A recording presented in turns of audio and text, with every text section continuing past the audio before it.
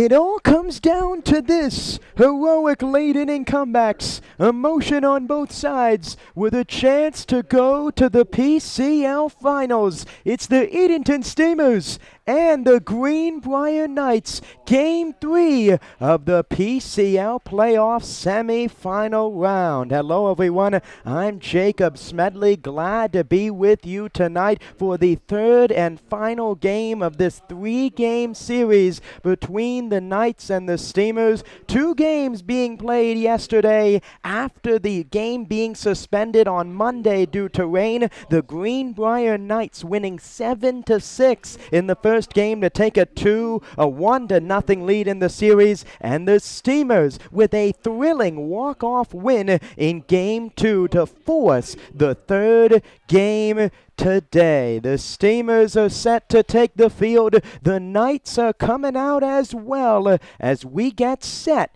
for the playing of our national anthem. We'll turn it over to Tommy Bass, the PA announcer, to take it through. The Steamer scores and highlights. Read the latest issue of the Daily Advance or visit dailyadvance.com. This time we ask if you would please stand. Gentlemen, kindly remove your hats for the singing of our national anthem, tonight being performed by Brandy Goodwin. Oh, say, can you see by the dawn's early light what so proudly we hailed, and the twilight's last gleaming, whose broad stripes and bright stars through the perilous fight o'er the ramparts we watched were so gallantly streaming, and the rocket's red glare, the bombs bursting in air, gave proof through the night that our flag was still there. Oh, say does that star-spangled banner yet wave o'er the land of the free and the home of the brave? The third and final game between the Steamers and the Knights is up next on the Edenton Steamers YouTube channel.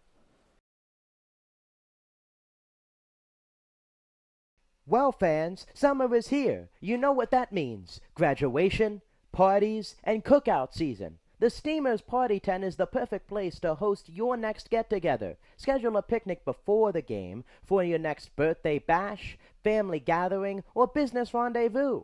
It's the classic choice for family summer fun. Call the office at 482-4080 for more details. Is working with your propane provider a hassle? Then it's time to switch to Faro Gas. For easy and reliable service, Faro Gas offers quick delivery options, nationwide propane supply, online account tools, and a friendly team of professionals, all here to make your life simpler. Get started today with a price quote at ferrogas.com. That's FERRELLGAS.com. Welcome back to historic Hicksfield. Steamers starter Cole Taylor finishing up his warm-up tosses here in the top half of the first. Let's see who the Knights have lining him up tonight in the third and final game of this series. Leading off, the center fielder, number 35, Trent Anchie. Batting second, the right fielder, number 5, Brody Miller. Batting third, the first baseman, number 19, Scott McDonough, who had a big double yesterday. Batting fourth, the left fielder, number 13, Jake Tone. Batting fifth, the extra hitter, number 24, Kenny Shadle. Batting sixth, the third baseman, number 17, Zach Will. Batting seventh, the catcher, number 11, Corbin McLeod. Batting eighth, the designated hitter, number 2, Luke Uff. Batting ninth, the shortstop, number 31, Jordan Hill. And batting 10th, the second baseman, number 26, Joshua Holland, all behind number 25, Anthony Roscoe. Again, Hanchy, Miller, McDonough, Tone, Shadle, Will, McLeod, Uff, Hill, and Holland against right-hander Cole Taylor from Longwood University, making his sixth start of the season, his seventh game played, 2-0 with a 6.75 ERA, 14 earned runs allowed. His last start coming against the Knights, the final game of the regular season. 2 innings, he allowed 2 earned runs, 3 runs in total, and the first pitch from Hanchey, and it were underway as Hanchey fouls it off. It's no balls and 1 strike. Cole Taylor, 16 hits allowed, 11 strikeouts, 21 walks. Has been only the caveat to the starts from Taylor as the 0-1 pitch is low. It's 1-1. Struggled with the walks his last 5 starts. He's walked at least 4 batters in each of those starts. As the 1-1 pitch to Hanchey is swung on, line foul. It's 1 ball and 2 strikes. Hanchey is our player to watch for the Greenbrier Knights tonight. 2 hits and 2 runs scored in both games, 1 in each yesterday. And the 1-2 pitch to Hanchey is a fastball high. It's 2 balls and 2 strikes. In this 2-game series, 5 at-bats, 400 average, 2 hits, both singles. As mentioned, 2 runs scored and 2 walks. 2 balls and 2 strikes, and the pitch from Taylor is a fastball, low and in as he jogs off the mound, slipping on the dirt. Taylor, fastball and breaking pitch. Really heavy on the fastball. That command of that pitch has to be key for the Steamers in this ball game. 3 balls and 2 strikes to Trent Hanchey. And the pitch from Taylor, fastball on the outside corner, called strike 3, and Hanchey goes down on strikes to begin the game. Umpires for tonight's ball game. Behind the plate is Mark Hotalan. Over at first base is Rick Henderson, and at third base is Freddie Rivera. The same 3 for the first 2 games of the playoffs. And Taylor ready, and the first pitch to Brody Miller is a fastball fouled off. It's no balls and 1 strike. The defense for the Steamers, Tyler Overitis catches Cole Taylor behind the plate. Gabe Kirk over at first, Ty Johnson at second. Luke Myers at short, Ty Garza over at third. The 0-1 pitch to Miller is low and in, 1 ball and 1 strike. In left field is Davis Halstead. In center field is Drifton Paget, and in right field is Nate Paulson. 1 ball and 1 strike to the Knights right fielder Brody Miller, and one's low, 2 balls and 1 strike. Miller, 2 games in this series, 7 at-bats, a 143 average. With a hit in those 7 at-bats, a run scored as well. And the 2-1 pitch from Taylor is a fastball on the inside corner. It's 2 balls and 2 strikes. The right-hander Cole Taylor making the 3rd most starts out of any Steamer this season, behind only Zane Loveday and Chandler Paget. The 2-2 pitch to Miller is high, 3 balls and 2 strikes. Ben Bausis starting game 1 for the Steamers, went 3 innings until rain took shape on Monday, cutting his start short as the 3-2 pitch to Miller swung on, fouled off, and it remains 3-2. Hank Downham, 5 scoreless innings last night in the 2nd game, gave the Steamers a chance. They didn't score a run until the 8th inning, scored 3 in the 8th and the 9th to win it. And now Cole Taylor looking to punch the Steamers' ticket to the finals. And the 3-2 pitch to Miller is high, ball 4, and Brody Miller works a 1-out walk. And now coming to the plate is the dangerous Scott McDonough. McDonough in these 2 games against the Steamers, .429 average and 7 at-bats, .500 on-base percentage, a .571 slugging, 3 hits, 2 singles, a double. He has an RBI in this series as well. And looking to put his team in front in the first, and the first pitch, a big cut and a miss. It's no balls and 1 strike. McDonough over at first base tonight. Pitched at the end of last night, gave away the winning run for the Steamers in Game 2 on the mound. And the 0-1, big cut and a miss. Another excellently placed fastball from Taylor at the top of the zone. No balls and 2 strikes. 1 out if Taylor goes with the breaking pitch. Here to McDonough, the 0-2, another fastball. This one way high. It's 1 ball and 2 strikes. Both of these teams winning in come-from-behind fashion. The Knights were down 6-2 in Game 1, entering the 7th and the 8th. They scored 5 unanswered runs to take it away from the Steamers. And the 1-2 pitch to McDonough is lined into left field. Coming in is Halstead will play it on a hop. Going to second is Miller. Another base hit in the series for Scott McDonough. His 4th hit of the 3-game series to this point. And now runners on first and second with 1 out. Took a fastball on the outer half. Lined it to left field. And now the left fielder for the Knights, Jake Tone, to the plate. Pitch on over the outer half. And Scott McDonough using his 6'5" frame to poke it out to left field. 1 out. Miller a walk. McDonough a single. And the first pitch to Tone is swung on, driven in the air to right. In foul territory, Kirk going out, Paulson coming in. He's underneath of it, and he makes the catch by the visitors' bullpen. He throws it in all the way to third, and a huge out number 2 on the pop out for Tone. Jake Tone swinging first pitch, and he flied out to right for out number 2, and now the struggling Kenny Shadle to the plate. Kenny Shadle, the number 5 batter for the Knights, has yet to get a hit in 2 games in this series. He's the extra hitter tonight. Bryce Lane not in the lineup for the Knights, and has an opportunity here to put his team in front. A hole on the right side with Myers guarding second, and the first pitch is on the inside corner for a strike. Kenny Shadle, the Virginia Beach, Virginia native, set to attend Lewisburg College. Looking to give his team the early lead, and the 0-1 is outside. A breaking ball from Taylor. 1 ball and 1 strike. Kenny Shadle was at first base last night. Few miscues in the field. And the 1-1 pitch. Fastball popped up into shallow center. Paget coming in. He's running in and he makes the catch to end the inning. The Knights strand 2 on a walk and a hit. We go to the bottom of the first. The Knights 0 and the Steamers coming up.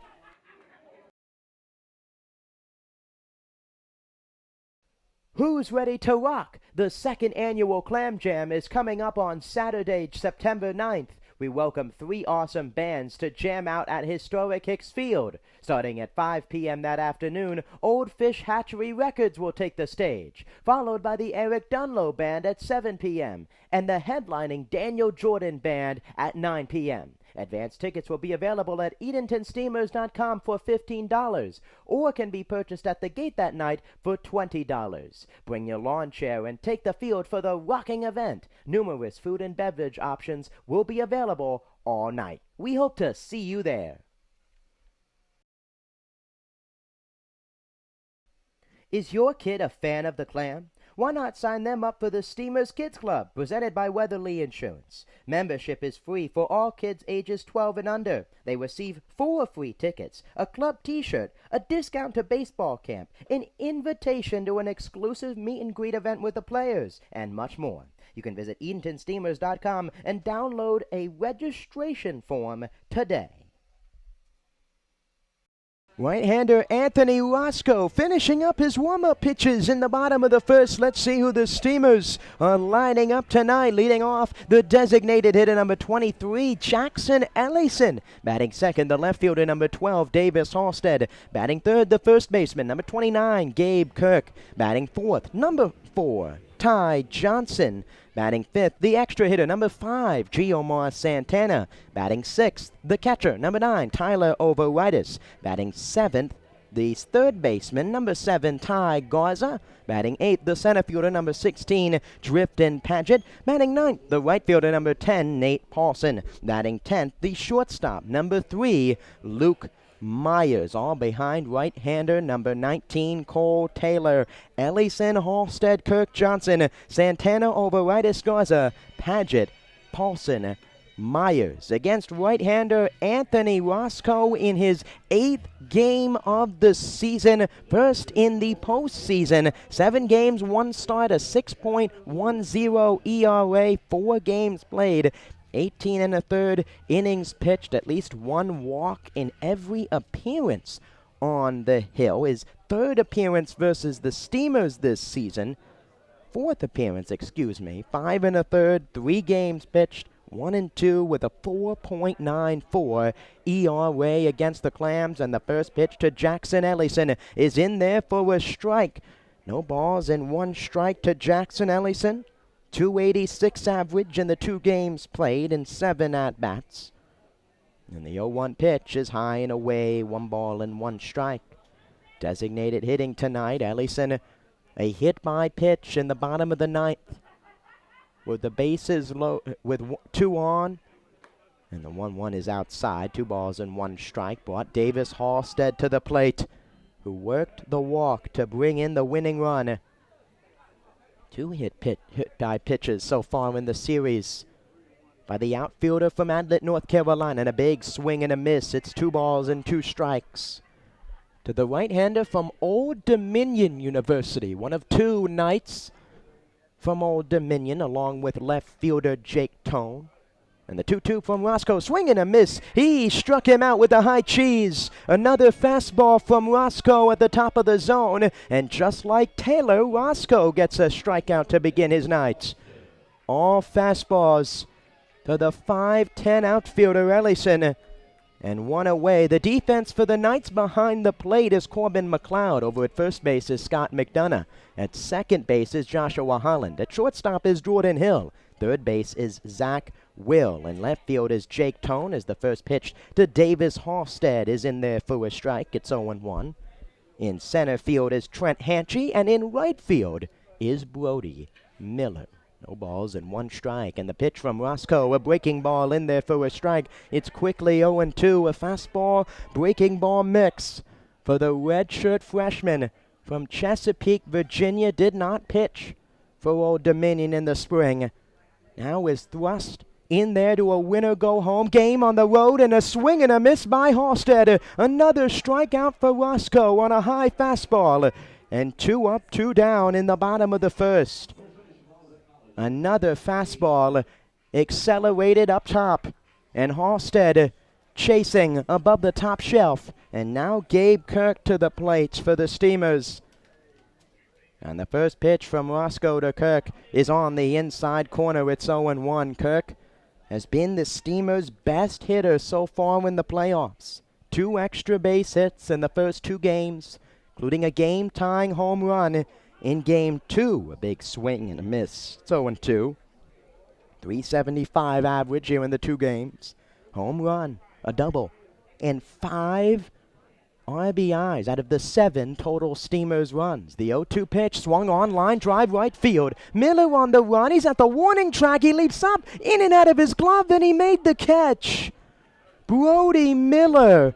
It went in and out of his glove. He was able to hold on to deny extra bases for Gabe Kirk. No runs, a 1-2-3 inning in the bottom of the first. We go to the second. 0-0 Knights and Steamers in Game 3 of the PCL semifinals.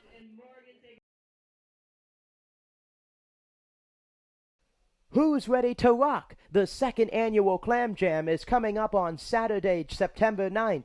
We welcome 3 awesome bands to jam out at historic Hicks Field. Starting at 5 p.m. that afternoon, Old Fish Hatchery Records will take the stage, followed by the Eric Dunlow Band at 7 p.m. and the headlining Daniel Jordan Band at 9 p.m. Advance tickets will be available at EdentonSteamers.com for $15 or can be purchased at the gate that night for $20. Bring your lawn chair and take the field for the rocking event. Numerous food and beverage options will be available all night. We hope to see you there.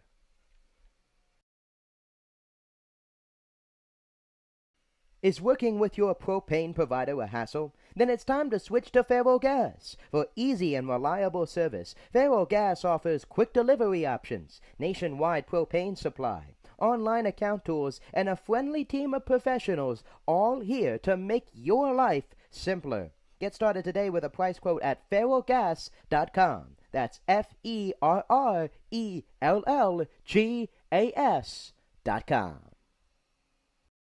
Welcome back to the PCL semifinals, brought to you by Ferrell Gas. Jacob Smedley here with you. The Greenbrier Knights looking to advance to the PCL TSL Championship for the first time since 2020. The Steamers looking to advance to the PCL finals for the second time in 2 seasons. And the Tarboro River Bandits await after a Game 2 win over Outer Banks last night to sweep the series. And the first pitch here in the top of the second is low, 1-0 to the third baseman, Zach Will. 6, 7, and 8, Will McLeod and off for the Knights. And the 1-0 pitch is swung on, fly to left. Halstead drifting back towards the warning track. He's at the warning track, and he makes the catch for out number 1. A 1-0 pitch to Will, flies out to left. And now there's 1 out for Corbin McLeod, the Knights catcher. Second year Greenbrier Knight. Had the taste of defeat last year against these Steamers.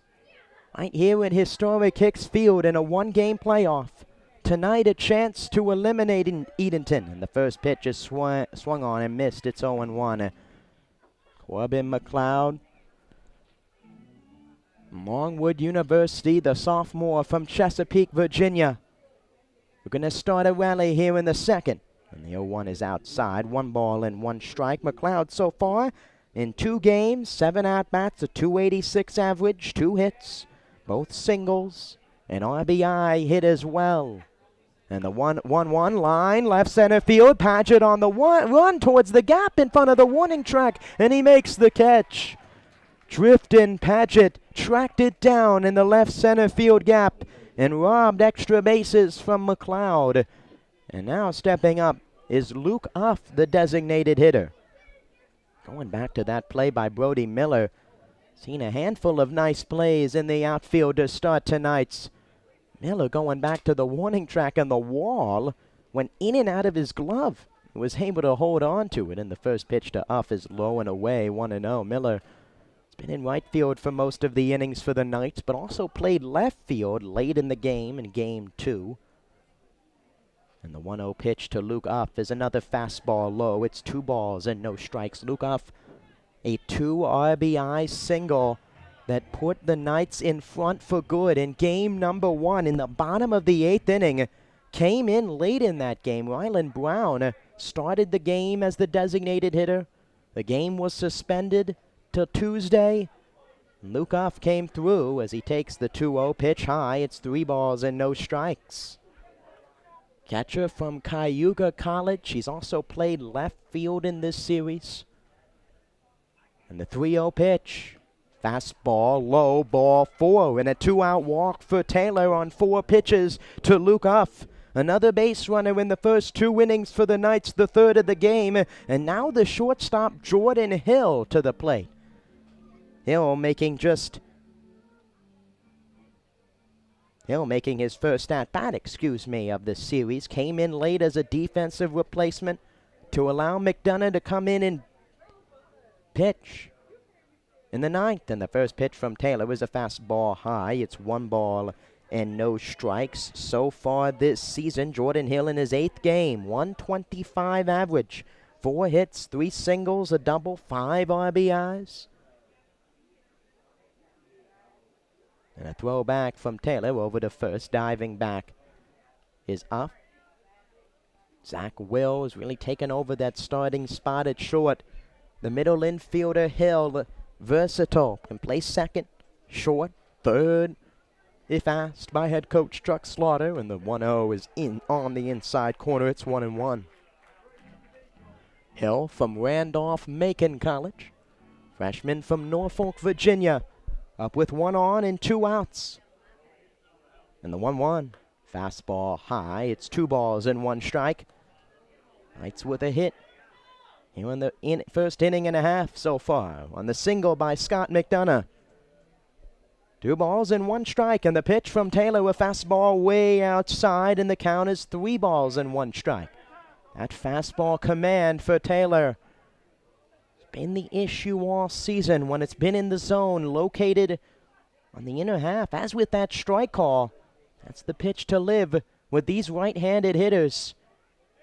And the 3-1 pitch is a fastball in there for a strike, and now the count is full with 2 outs. Over at first base is off a 4-pitch walk with 2 outs. Taylor gets the sign, checks the runner. And the payoff pitch to Hill. Off goes from first, and that one swung on, driven in the air to left. Halstead back to the warning track to the wall. He looks up, and that ball is gone. A 2-run home run off the bat of Jordan Hill as the crowd goes silent in Edenton. A 2-run home run on the full count pitch by Hill, and the visiting Greenbrier Knights take an early 2-0 lead here in Game 3. A fastball on the inner half for Cole Taylor, and Jordan Hill jumping all over it in his first start of the series. And now with 2 outs, Joshua Holland to the plate as Taylor looking to reset, and the first pitch grounded to third. 2 hops for Garza, throws across the diamond in time to get Holland. A 2-out walk comes back to bite Taylor. A 2-run shot off the bat of Jordan Hill. The Knights take the early 2-0 lead as we head to the bottom of the 2nd inning.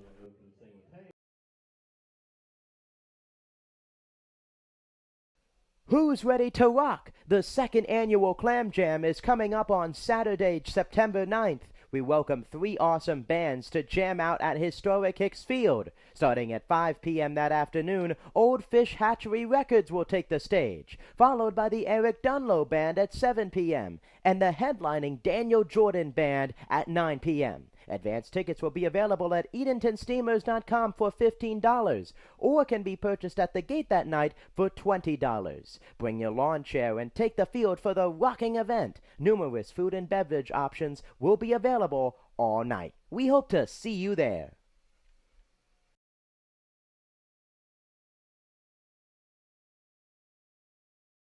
Well, fans, summer is here. You know what that means. Graduation, parties, and cookout season. The Steamers Party Tent is the perfect place to host your next get-together. Schedule a picnic before the game for your next birthday bash, family gathering, or business rendezvous.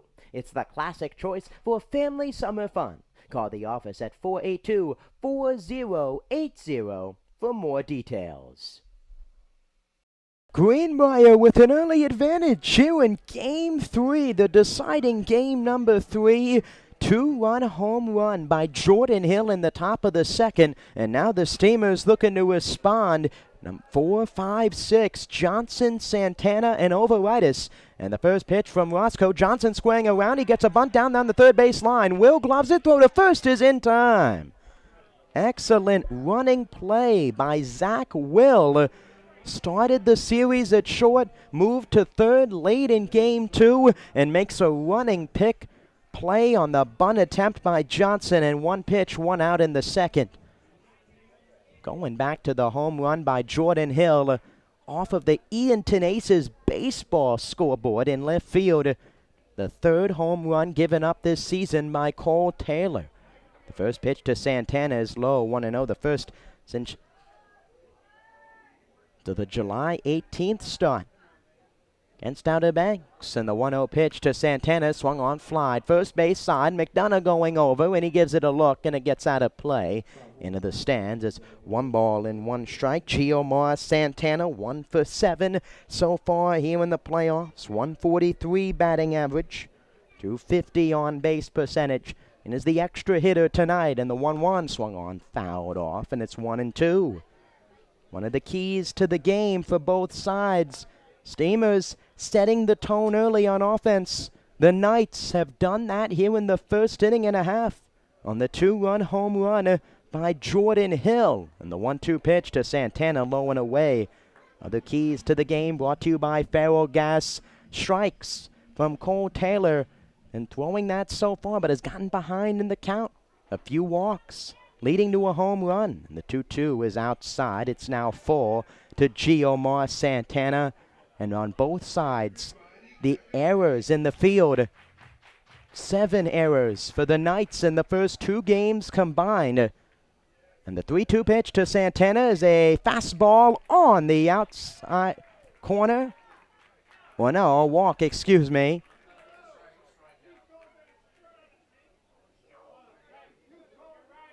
Time is being called here. Santana goes down to first. Marco Tallin behind the plate, putting his hand up and issuing a hand motion strikeout. Called it a strikeout. Santana goes down to first. And a bizarre way to begin the bottom of the second inning is now Tyler Overitis to the plate. And the first pitch to Overitis is a called strike on the outside corner. Last night, a handful of close calls. Fans in the stands not agreeing with a balk, 2 balks. One that was taken back early in the game. And another one against Steamers reliever John Horton that stood late in the game. And here, Marco Tallin putting his hand out like a strikeout call, and Giomar Santana goes to first on a walk. And the 0-1 pitch, a check swing, and a miss from Overitis. It's no balls and 2 strikes. Giomar Santana, just the first base runner, for the Steamers on a controversial 3-2 pitch. No balls and 2 strikes, and the pitch to Overitis way inside. It's 1-2. Cloud ready to throw it down to first. Giomar Santana during the season, 6 stolen bases out of the 65 during the regular year. No stolen bags in the first 2 games for the Steamers. And the 1-2 pitch from Roscoe is a fastball, misses high. It's 2 balls and 2 strikes. Tyler Overitis in just a single game here in the playoffs, 0 for 3. Did not start game number 1. Giomar Santana is over at first, was behind the dish. Both played in game 2 with Overitis behind home plate as a throw-over. Santana is back. So far on the year, Tyler Overitis, .242 average, 2 home runs, 12 RBIs, one of just 4 Steamers with multiple home runs. And the 2-2 pitch, swung on, popped up on the infield. Will gonna give it a look as it bounces in front of the brick wall in front of the Steamers dugout. Old-fashioned dugouts, 1939, the construction of historic X Field. The cement dugouts, not a lot of protection. The brick wall protecting the players and the coaches from hardliners in that direction. 2 balls and 2 strikes. And the pitch from Roscoe is a fastball high, and for the second straight batter, the count is full. 3 balls and 2 strikes. To the 1 pitch at bat to Johnson on the bunt attempt. Santana on a controversial call at the plates went down to first on a walk. 3 balls, 2 strikes. And the pitch from Roscoe. Santana takes off, swing and a miss by Overitis. The throw to second is high and goes into center field. Tumbling forward is Holland in the shortstop. And going to second base is Giomar Santana. A strikeout and a stolen bag. Santana goes up to second, and now Ty Garza to the plate with 2 outs. The throw was high, and Holland leaping in the air, trying to prevent the ball from going into center field. Santana did not advance. And now the first runner in scoring position for the Steamers in the second. And the first pitch to Garza is a fastball high. It's 1 ball and no strikes. One of just 3 Steamers in this series with multiple hits. 3 hits for Garza in 7 at-bats, a .429 average. Looking for another one here to bring the lead down to 1. And the 1-0 pitch is fouled off. It's 1 ball and 1 strike. On the season, Ty Garza finishing as the regular season hit title. 37 games, 32 hits, .256 average. In the regular season, 4 doubles, a triple, a home run, 20 RBIs. And the 1-1 pitch from Roscoe, fastball low, it's 2-1.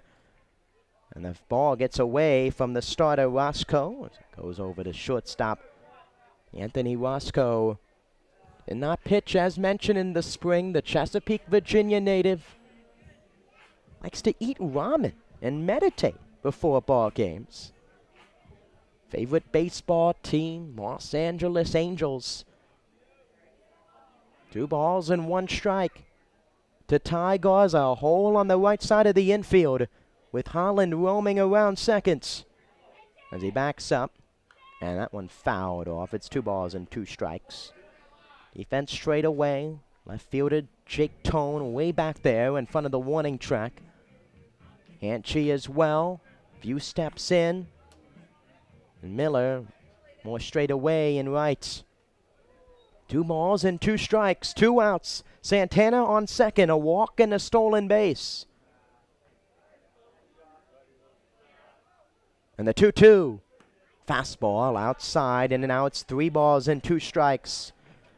The 3rd straight steamer to get to 3-2. A walk to Santana and a strikeout to Overitis. 3 balls, 2 strikes, 2 outs. And Roscoe steps off, throws back to second, a 1-hop to Holland. Last night, John Hawley out on the hill. Very similar situation with no one covering the bags. Overthrew his shortstop, at the time Zach Will. Team is unable to capitalize in that inning. But dangerous plays like that cost the Knights. The 3-2 pitch is high, ball 4. The second walk of the inning for Roscoe on the 3rd straight 3-2 count. And now 2 on, 2 outs for the center fielder, Drifton Paget. At fastball command, after it eluded Taylor in the top of the 2nd, eluding the right-hander Roscoe here in the bottom of the 2nd. Now Drifton Paget, without a hit in the first 2 games in this series, 0 for 7. And the first pitch to him is swung on, fouled off. It's 0-1. 2023 Goodman Glove Award winner has made some phenomenal plays in the field for the Steamers this season. Out in center field, 75 putouts, 5 outfield assists, and no errors with 80 total catches. And the 0-1 to Paget, a big swing and a miss. A throwback to second is high. It gets by Holland into center field. Coming in is Hanchey to back it up. Another high throw from behind the plate for Corbin McLeod. Both of these teams conscious of runners on base on the defensive side. Handful of throwovers and back picks yesterday from not only McLeod, but Giomar Santana. No balls and 2 strikes, and the pitch. Breaking ball in there, called strike 3. An excellent hook from the right-handed throwing Roscoe. He leaves 2 walks stranded. We go to the top half of the 3rd. The Knights lead the Steamers 2-0. The new 2023 Edenton Steamers merchandise has arrived. There are plenty of ways for you to pick up your new Steamers gear. You can visit EdentonSteamers.com and place an order. Stop by Sound Feet and Shoes of Edenton or head to the merchandise trailer located behind the first base dugout at historic Hicks Field. You can also pick up your Chowan County Cantaloupes gear, but only at historic Hicks Field. Thank you for your support and repping your Steamers gear.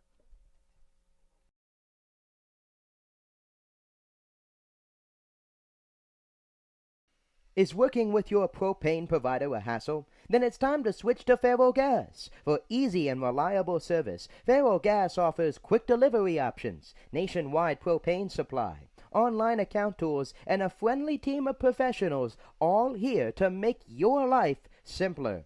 Get started today with a price quote at ferrogas.com. That's FERRELLGAS.com. Is your kid a fan of the Clam? why not sign them up for the Steamers Kids Club, presented by Weatherly Insurance? Membership is free for all kids ages 12 and under. They receive 4 free tickets, a club t-shirt, a discount to baseball camp, an invitation to an exclusive meet and greet event with the players, and much more. You can visit EdentonSteamers.com and download a registration form today. Welcome back. Top half of the third inning, a 2-0 lead for the Greenbrier Knights in the third and final game of the 3-game series. The winner of tonight's game will face off against the Tarboro River Bandits in a 3-game series starting tomorrow. And the first pitch to Trent Hanchy is outside, 1 ball and no strikes. No balls and 1 strike to Trent Hanchy. So for 1 with a strikeout his first at bat, and the 0-1 is grounded foul. It's 1-1. The Tarboro River Bandits, the number 2 seed in the PCL tournament, making quick work of the Outer Banks Scallywags in 2 games of the other series on the other side, as the 1-1 is high. 14-4 win in game 1, and an 8-1 win last night for Tarboro. They have a night off tonight, waiting for the winner and their opponents. And the 2-1 pitch to Hanchy, a big swing and a miss, 2 balls and 2 strikes. If the Steamers win, it'll be a rematch of the 2022 PCL Championship. And the 2-2 pitch outside. The Knights, as mentioned, looking to return to the PCL final for the first time since 2020. 3 balls and 2 strikes, and the pitch to Hanchy. Inside, ball 4. And Trent Hanchy works a leadoff walk in the top half of the third inning, and now stepping to the plate is Brody Miller. Greenbrier Knights with 9 TSL championships dating back to 1979, and a stretch of 4 straight championships in the early 2000s. Won it all in 2020. And the first pitch from Taylor was outside. It's 1-0. Tarboro River Bandits 2021 PCL champs, and the Steamers taking home the crown last season against the River Bandits. 1 ball, no strikes to Brody Miller, who walked his first time, and the 1-0 pitch is high and outside. It's 2 balls and no strikes, and head coach Justin Hill quickly out of the dugout to talk with the graduate student from Watchis, North Carolina, just an hour drive away. And Hill in a prep talk to Taylor in a 2 ball, no strike count. Keys to the game for the Steamers. Throwing strikes. Taylor through the first inning. Strong in that regard. Last inning, a 2-out walk, leading to a home run from Jordan Hill. And now a walk to Hanchy. And 2 balls and no strikes to Brody Miller. The quick mound visit is over. 2 balls and no strikes. Scott McDonough, 1 for 1 with a single on deck. And the 2-0 pitch from Taylor is a fastball on the inside corner. It's 2-1. That's the pitch right there for Cole Taylor, working the corners. Fastball to Hill that he deposited to left out over the heart of the plates. And the 2-1 pitch, a big cut and a miss, and it's now 2-2 to Miller. Jamming lefties and righties, working on the inner half. Tanner not most overpowering pitcher on the hill. His command when it's on as the 2-2 pitch, a hit and run, swung on, grounded to first. Kirk a sliding grab. He goes to first for 1. Going up to second is Hanchy. And a ground out that moves the leadoff hitter into scoring position for the Knights. A hit and run. Worked almost to perfection, really an advancement, if you will. Now there's 1 out, and Scott McDonough to the plates. McDonough singling in his last at-bat to left. Was left stranded in the first. Now an opportunity to extend the early Knights lead. And the first pitch going is Hanchy to third. Strike caught, throw to third is not in time, gets by Garza. An excellent jump going to third from Trent Hanchey, nearly halfway down the line when Taylor released the pitch. And now a productive out for McDonough. Should get the third run across. Infield for the Steamers. Kirk in on the grass. Garza even with the bag. The middle infielders back on the edge of the grass. And the 0-1 pitch outside. Dunner holding out his hand there to signal it's outside. And it's 1 ball and 1 strike to the two-way player from Richmond, Virginia. And the 1-1 outside, 2 balls and 1 strike. Both teams showing emotion last night. For the Steamers, a winner-go-home game already in Game 2. Tonight it's for both teams in a 1-1 tie in the final game. And the 2-1 pitch swung on, driven in the air to left. Halstead on the run, Paget to the gap, and it's off the wall. Coming in to score is Hanchey. A big turnaround first for McDonough. And a throw back to first, and McDonough is in there with a long single. Coming in to score was Hanchey, and it's now a 3-0 Knights lead in the third. A deep fly off the wall. McDonough has 2 of the 3 hits for Greenbrier. And an RBI to add to his total this series. And the first pitch to Tone is high, 1 ball and no strikes. The 5th hit of the series for McDonough. He now has 2 RBIs. Has been the thorn in the Steamers' side.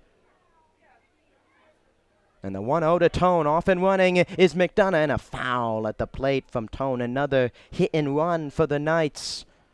Seen a lot of that this year against the Steamers. A lot of stolen bases as well. River Bandits implementing that strategy. Outer Banks Scallywags as well in ball games against the Clams. Steamers have tried that method themselves, getting guys in motion on the base paths. And the 1-1 pitch to Tone is low and in. It's 2 balls and 1 strike. Jake Tone with the only 2 runs batted in last night in Game 2 for the Knights. 2 RBI single early to put Greenbrier in front. And the 2-1 pitch is swung on, popped up on the infield left side. Garza gives way to Myers, who's all the way over by third base, and he makes the catch on the edge of the grass for out number 2. A huge out number 2 for Cole Taylor. And now Kenny Shadle to the plate. Shadle 0 for 1, still without a hit in the series. Don't know how long this cold stretch will go for the Knights' number 5 hitter. And the first pitch to him, a fastball popped up on the infield. Playable for Myers. He roams over near the bag, and he's underneath of it, and he makes the catch, but not before damage strikes again against Taylor. Another walk coming back to bite the right-hander, and an RBI single by Scott McDonough to extend the Knights' lead here in Game 3 of the PCL semifinals. Greenbrier leads it 3-0 heading to the bottom of the third.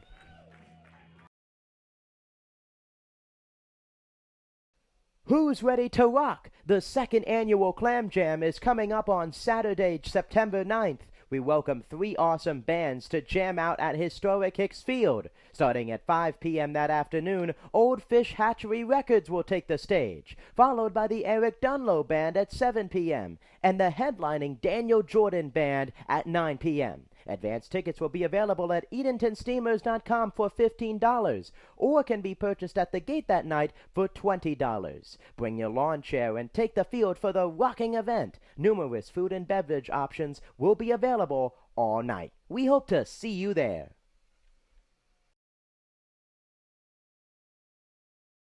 Well, fans, summer is here. You know what that means. Graduation, parties, and cookout season. The Steamers Party Tent is the perfect place to host your next get-together. Schedule a picnic before the game for your next birthday bash, family gathering, or business rendezvous.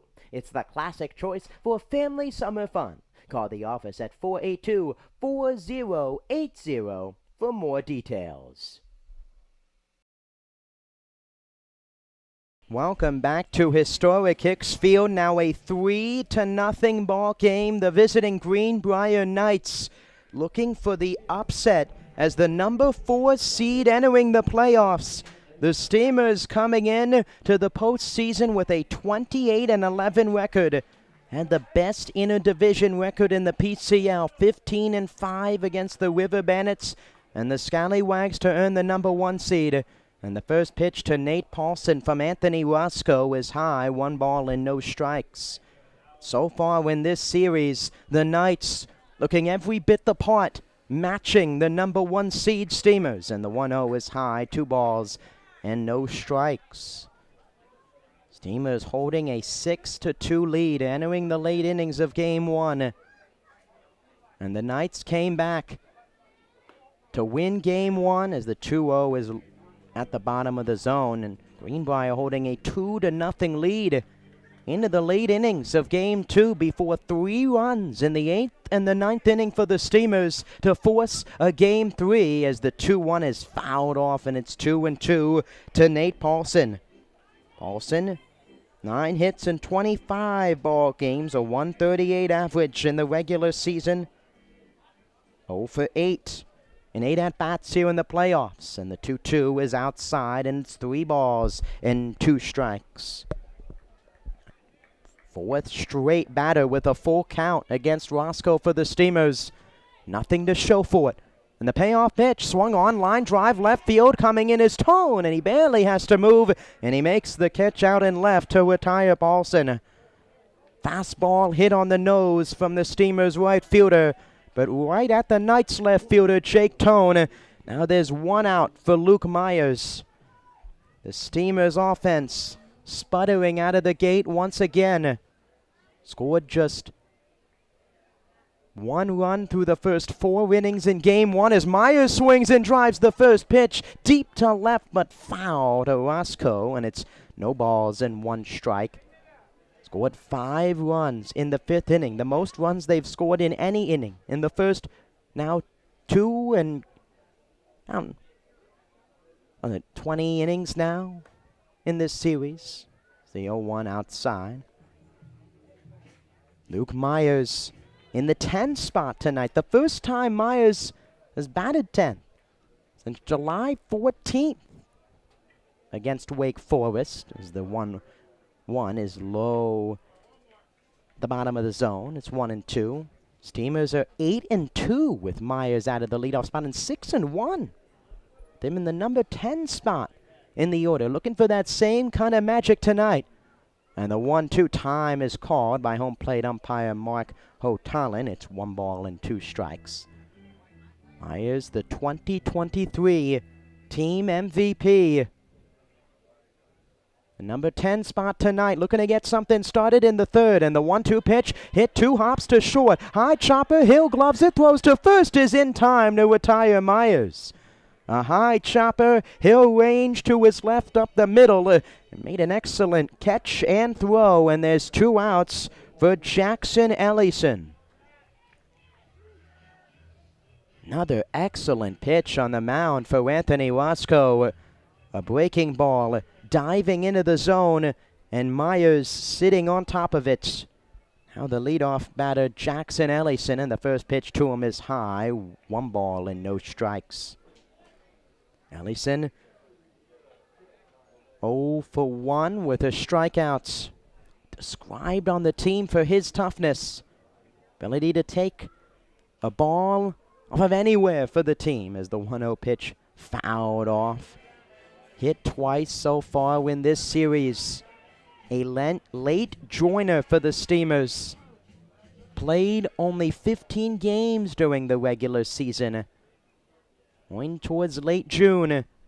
Been a huge boost to this outfielding room. Grounds the 1-1 pitch back to Roscoe. Gloves it, throw to first. In time to get Ellison. A 1-2-3 inning for Roscoe in the 3rd. The Steamers offense radio silent to begin Game 3. We go to the 4th. Knights lead it 3-0.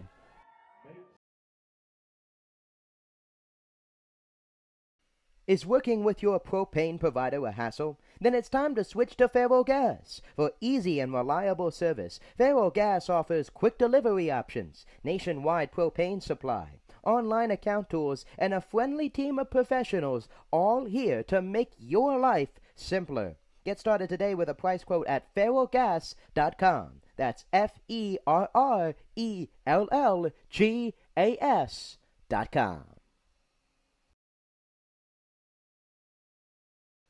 Who's ready to rock? The second annual Clam Jam is coming up on Saturday, September 9th. We welcome 3 awesome bands to jam out at historic Hicks Field. Starting at 5 p.m. that afternoon, Old Fish Hatchery Records will take the stage, followed by the Eric Dunlow Band at 7 p.m. and the headlining Daniel Jordan Band at 9 p.m. Advance tickets will be available at EdentonSteamers.com for $15 or can be purchased at the gate that night for $20. Bring your lawn chair and take the field for the rocking event. Numerous food and beverage options will be available all night. We hope to see you there. Welcome back. Top half of the 4th inning. Anthony Roscoe has made quick work for the Steamers so far. Roscoe 3 innings, 2 walks, 4 strikeouts, no hits, no runs allowed, just 47 pitches through the first 3 innings against the Steamers offense. The Knights a 3-0 lead as Cole Taylor back on the mound. Zach Will the first stop, and the first pitch is a breaking ball way outside. It's 1 ball and no strikes. Knights, Steamers fans alike taking in the 3rd and final game between the 2 rivals. And the 1-0 pitch from Taylor is a fastball high. It's 2 balls and no strikes. The Steamers held the regular season record 3-1, winning the final 3 matchups between the 2 teams. And the 2-0 is on the outside corner. But in the playoffs, been a whole different ball game so far. The Knights dictating the pace. 2 balls and 1 strike. And the pitch, swing and a miss. It's 2-2. 2 balls and 2 strikes to Zach Will, infielder, shortstop. He's now playing third from Fairleigh Dickinson Metro. And the 2-2 from Taylor is swung on, grounded foul. 2 balls and 2 strikes. Cole Taylor's line so far, 3 innings, 3 hits, 3 runs, all earned, 3 walks and 1 strikeout, and 61 pitches on the mound. And the 2-2 pitch to Will. Breaking ball low and away, and the count is full. It's 3 balls and 2 strikes. Chris Morris starting to warm and toss in the Clams bullpen. And the 3-2 pitch to Will is a fastball, low ball 4. The 4th walk of the game for Cole Taylor. Now 6 straight starts with at least 4 walks for the right-hander from Waukesha, North Carolina. And now Corbin McLeod to the plates. Another fastball low below the zone for Cole Taylor. Corbin McLeod so far tonight 0 for 1 with a flyout. The first pitch fouled off. Hit a deep fly ball to left center field. An excellent running catch by Drifton Paget. McLeod's last at-bat. It's a 2022 and 2023 TSL All-Star. And the 0-1 is fastball high. It's 1 ball and 1 strike. We have a handful of All-Stars last season and this season for the Knights. Kenny Shadle, Scott McDonough, Corbin McLeod.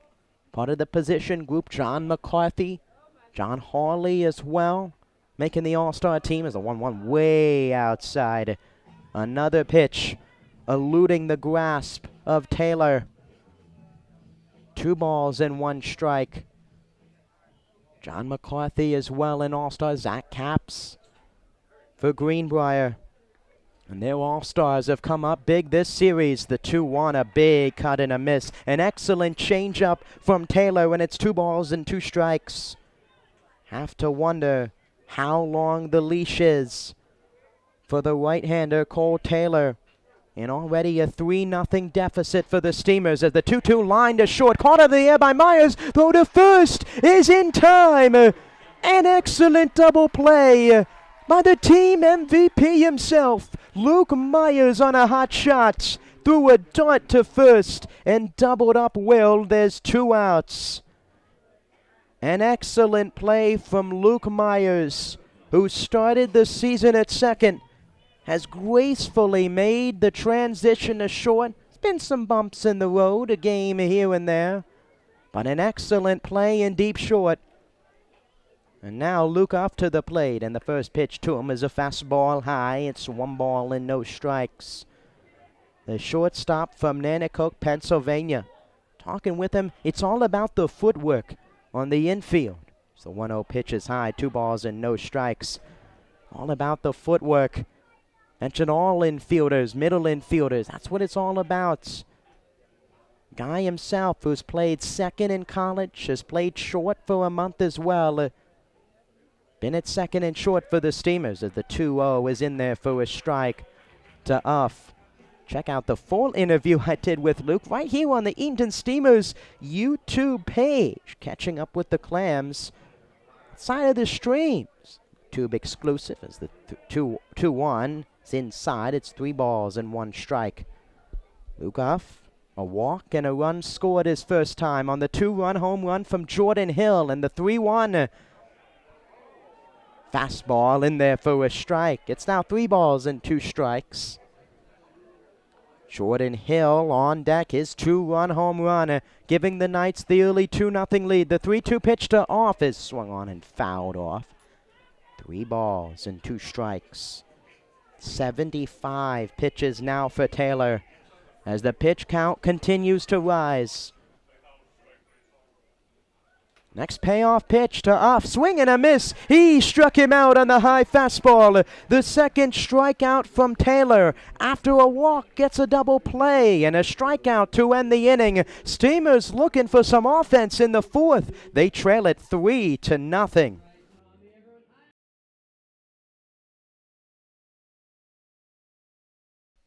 Is your kid a fan of the Clam? Why not sign them up for the Steamers Kids Club, presented by Weatherly Insurance? Membership is free for all kids ages 12 and under. They receive 4 free tickets, a club t-shirt, a discount to baseball camp, an invitation to an exclusive meet and greet event with the players, and much more. You can visit EdentonSteamers.com and download a registration form today.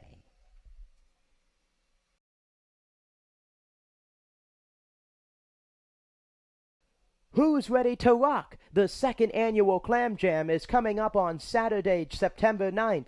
We welcome 3 awesome bands to jam out at historic Hicks Field. Starting at 5 p.m. that afternoon, Old Fish Hatchery Records will take the stage, followed by the Eric Dunlow Band at 7 p.m. and the headlining Daniel Jordan Band at 9 p.m. Advance tickets will be available at EdentonSteamers.com for $15 or can be purchased at the gate that night for $20. Bring your lawn chair and take the field for the rocking event. Numerous food and beverage options will be available all night. We hope to see you there.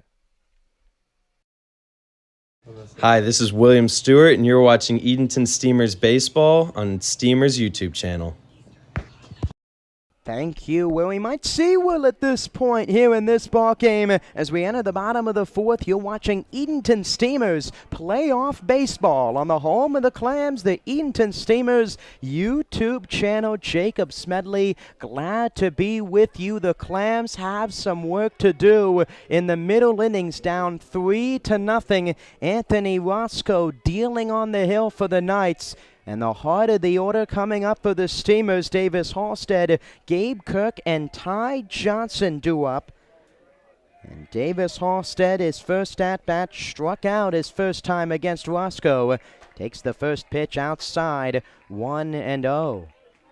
Roscoe's just gotten ahead with the fastball. The Steamers batters falling behind in the count. And the 1-0 is high. It's 2 balls and no strikes. Wait to have Davis on a few games ago, talking about his approach at the plate. He sees that first pitch over the heart of the plate. He will whip it. And the 2-0 pitch way inside. It's 3-0. And talking to him after the game, one of the Clamtastic players of the game, the bases loaded walk, saying he knew what McDonough had. Knew all he had was the fastball at that time as the 3-0 is outside. Davis Halstead works a walk, looking to ignite the Steamers offense in the fourth. And now Gabe Kirk coming up. 4 fastballs outside the zone. The third walk of the game for Anthony Roscoe. And now Gabe Kirk, who as mentioned, has been the Steamers' hottest hitter. He's our player to watch, brought to you by Farrell Gas. A 5-game hitting streak. And the first pitch is inside. It's 1-0. 6 RBIs in his last 3 games, including 5 in this series.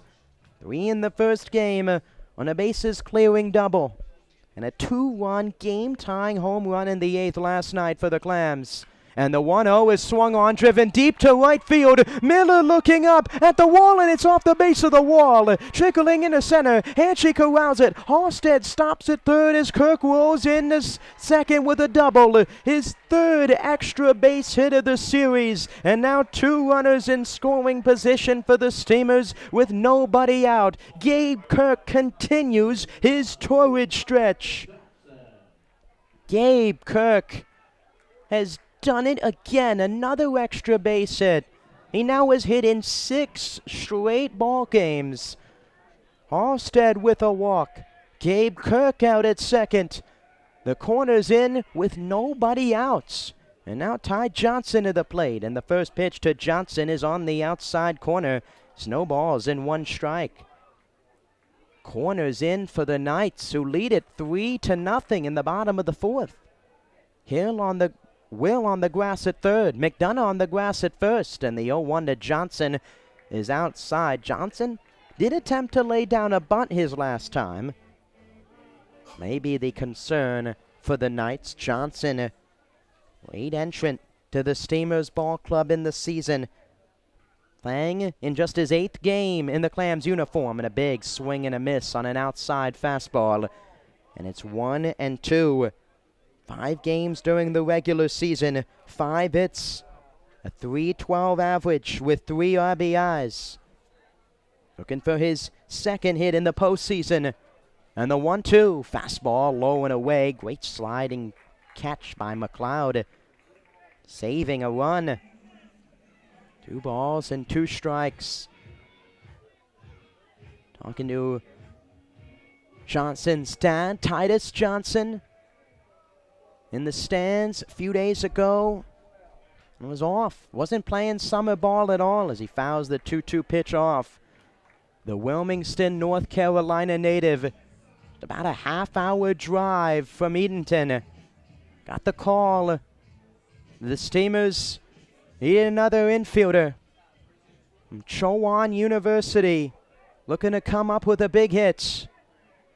Middle infield is back. The corner's in on the grass, and the 2-2 pitch to Johnson swung on, popped up behind home, and it will get out of play. 2 balls and 2 strikes.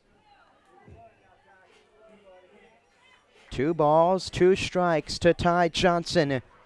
Giomar Santana, is on deck. Tyler Overitis in the hole. 2 balls, 2 strikes. The next pitch from Roscoe. A breaking pitch in there. Called strike 3 on the outer half. The breaking pitch from Roscoe, freezing Johnson. Another excellent breaking pitch for 2 strikes for Roscoe. He's had that pitch working on the outer half, diving away. Now 1 out with 2 on. Halstead at third with a walk. Kirk, a double to right center field. And the first pitch to Santana is low and away. Kirk's hit really inches from leaving the park, off the Miller light sign, Von Jeweller's sign in right center field. 338 out there to right center field. And the 1-0 pitch to Santana, breaking pitch low and away as Roscoe, similar to Taylor, trying to relocate the zone here in the 4th. Both pitchers with 20-plus walks on the season entering the game. Taylors have come back to bite him more in this ball game. Steamers looking to get on Roscoe here in the 4th, and the 2-0 is in there for a strike. 2 balls and 1 strike to Giomar Santana. 2023 Heart and Soul Award. And the 2-1 pitch. Fastball fouled off the catcher, McLeod, and it's 2 balls and 2 strikes. Fastball low in the zone. Santana trying to shoot it into a gap on the infield, into a gap in the outfield to get at least one across. Outfielders laying straight away, deep. And the 2-2. Breaking ball low and away, and the count is full. 3 balls and 2 strikes. Another full count, from Roscoe. Now up to 65 pitches in the 4th. His counterpart, Cole Taylor, up to 76. And the payoff pitch from Roscoe. Fastball missed high. Santana walks for the 2nd time, and the bases are loaded for the Steamers in the 4th. A fastball from Roscoe, drifting high. And Dustin Slaughter, the assistant coach, walking around the front of the dugout, giving the signs for the defense for Greenbrier as Tyler Overitis to the plate. He struck out his last time. And now up in a huge spot. And the first pitch is a fastball high. It's 1 ball and no strikes. Bases loaded. The largest opportunity for the Steamers by far in this game. Just 1 hit. The double by Gabe Kirk. And the 1-0 pitch to Overitis. Low and in. It's 2 balls and no strikes. Roscoe cannot find the zone here in the 4th. 2 balls and no strikes.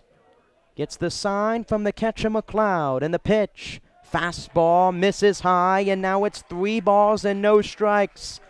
And Roscoe in danger of walking in the Steamers' first run.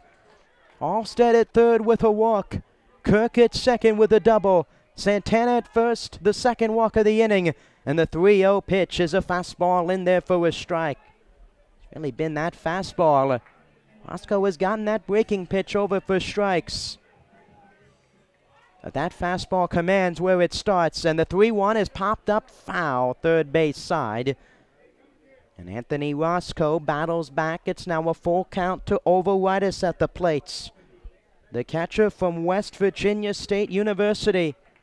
In his 2nd game here in this series, looking to come up with a big hit. The 3-2 pitch. Fastball on the inside corner, called strike 3.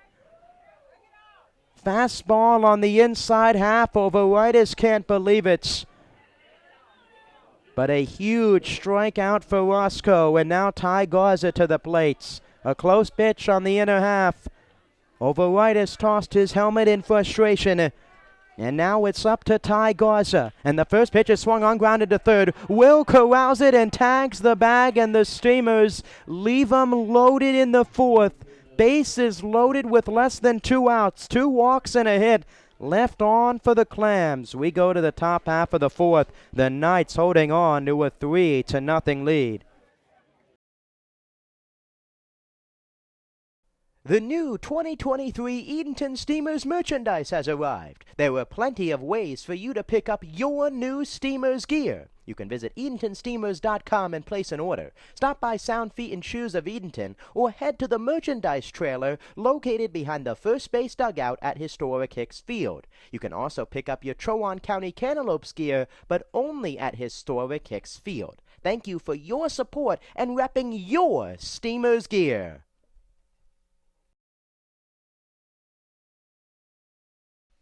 Is your kid a fan of the Clam? Why not sign them up for the Steamers Kids Club, presented by Weatherly Insurance? Membership is free for all kids ages 12 and under. They receive 4 free tickets, a club t-shirt, a discount to baseball camp, an invitation to an exclusive meet and greet event with the players, and much more. You can visit EdentonSteamers.com and download a registration form today. Steamers leave the bases loaded in the bottom half of the fourth inning, and we go to the third. 3-0. Knights in front. A 2-run home run by Jordan Hill and an RBI single by Scott McDonough is all the runs so far for Greenbrier. But again, the bases loaded for the Steamers with 1 out. And a strikeout for Overitis and a first pitch ground out from Ty Garza. To go back to the double by Kirk was hit deep to right. Davis Alston maybe thinking it was a home run. Slow trot, maybe around second base. Was stopped up at third. The walk to Santana. And then the strikeout and the ground out. Despite all of the success offensively, double-digit run games for the Steamers. The wins because of their offense. A lot of runners left on base this season. Old Taylor back on the mound for his 5th inning of work. Gonna try and just hold the deficit to 3. And the first pitch to Jordan Hill is high. It's 1-0. 3-2 count to Hill his first time, and launched the full count pitch to left field for a 2-run homer. The 1-0 pitch is low and in. It's 2 balls and no strikes. Middle infielder from Randolph-Macon College. Went to Gransby High School. And the 2-0. Breaking ball in there for a strike. It's 2 balls and 1 strike. 2 balls and 1 strike. And the pitch to Hill. Swung on, cued out to second. Johnson barely has to move. He catches it on a fly, and there's 1 out here in the 5th. Fastball low and in from Taylor. That's what he has to work to these right-handed hitters. Mistake pitches have been out over the heart of the plates. And now there's 1 out for Joshua Holland. Holland 0 for 1 tonight with a ground out. And the first pitch, a big cut and a miss. Another excellently placed fastball from Taylor. Fastball low and in. Get that to Chase and work the breaking pitch off of it. Finish an outing strong and give the Steamers offense a chance, just like Hank Downham did last night. Downham 5 scoreless innings, had 5 walks, but 8 strikeouts. A season high for the right-hander. And the 1-1 grounded over to third. 2 hops, Garza gloves it, throws to first, a bit wide. Kirk corrals it and tags out Holland up the line for out number 2 and 2 quick outs in the 5th. Downham in that ball game last night. Just keeping the game at 0-0, then 2-0 as Horton came in. The game remained close. And Taylor looking to do the same thing for the Steamers. To the Knights' early runs. And the first pitch to the leadoff hitter, Trent Hanchey, is in there for a strike. It's 0-1. Hanchey 0 for 1. A strikeout, a walk, and a run scored his last time up on the single by Scott McDonough. And the 0-1 is another fastball. This one a breaking pitch, in there for a strike. No balls and 2 strikes to the center fielder from Virginia Wesleyan University. And the pitch from Taylor. Fastball misses inside. 1 ball and 2 strikes. Hanchey 1 of 2 Cole Taylor strikeouts tonight. 1 ball, 2 strikes, 2 outs, and the pitch. High, it's 2-2. 2 balls, 2 strikes. Chris Morris continuing to throw in the Steamers bullpen. Looks to be the first out of the pen, as both teams working on tired arms. After the 2 games yesterday, the 2-2 pitch, swing and a miss, and a foul at the plate, in and out of the glove. Overitis couldn't hang on, and the at-bat remains 2-2. Big swing from Hanchey. We'll do it again with 2 balls and 2 strikes. Taylor set in the pitch. Fastball high and in, and now the count is full. The keys to the game for Greenbrier. Get runners on for the middle of the lineup. They've done that tonight. And the 3-2 pitch, swing and a miss. Overitis hangs on, and a strikeout for Taylor. His second time he's got Hatchie. A 1-2-3 inning in the fifth. The Steamers, here in the fifth, looking for more runs to try and close the gap. It's 3-0 Knights in front in the final game of the PCL semifinals.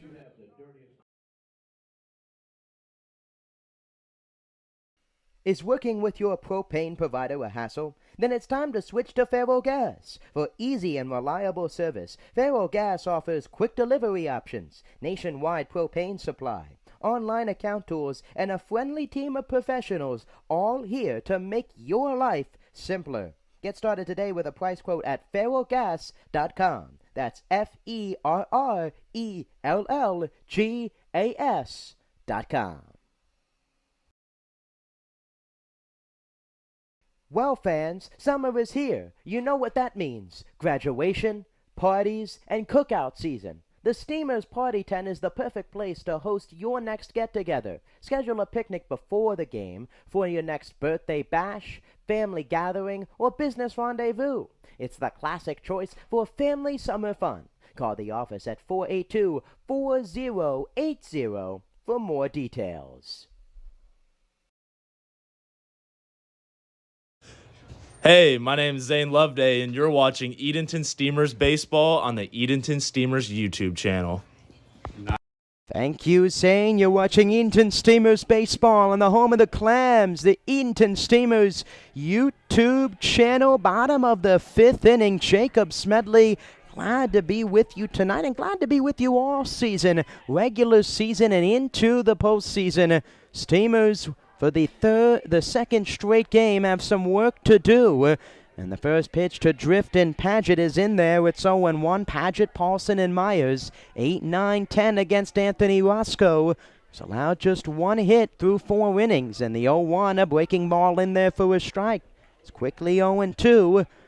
And the NC Wesleyan outfielder, Drift and Paget. And the 0-2. Great breaking ball, swung on, grounded to third, and it goes through the glove of Will into left field. An error going against Will, who tried to pick it on a hop. And another base runner for the Steamers after leaving him loaded in the fourth. Drift and Paget a runner on as Nate Paulson to the plates.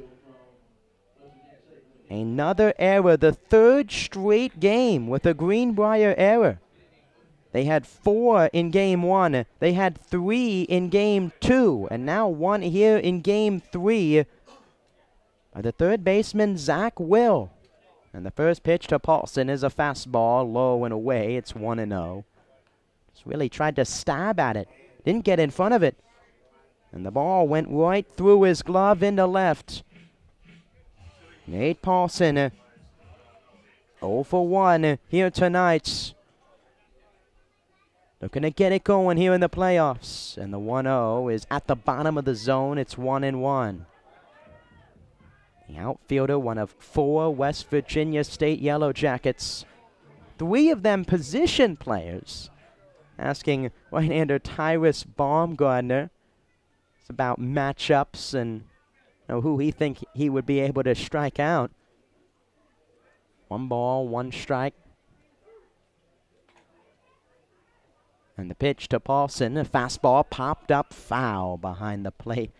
Baumgartner saying, maybe Tyler Overitis with his contacts in, but maybe if not, Kay, his roommate this summer, and thanks to all of the host families all summer in Edenton, around town, housing in these players all summer long. 1 ball and 2 strikes to Nate Paulson. Off of first goes Paget, swung on and fouled off as Paget will go back to first. Drift and Paget, the perfect man to put in motion. Steamers outfielder leading the team in stolen bases in the regular season with 11.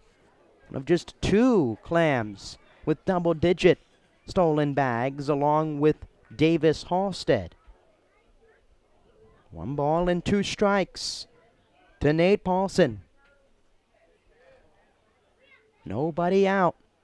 In a 3-0 game, Paget takes off from first. The throw to second is not in time. A pitch low and away. Paget barely gets his hand in on an excellent throw from McLeod.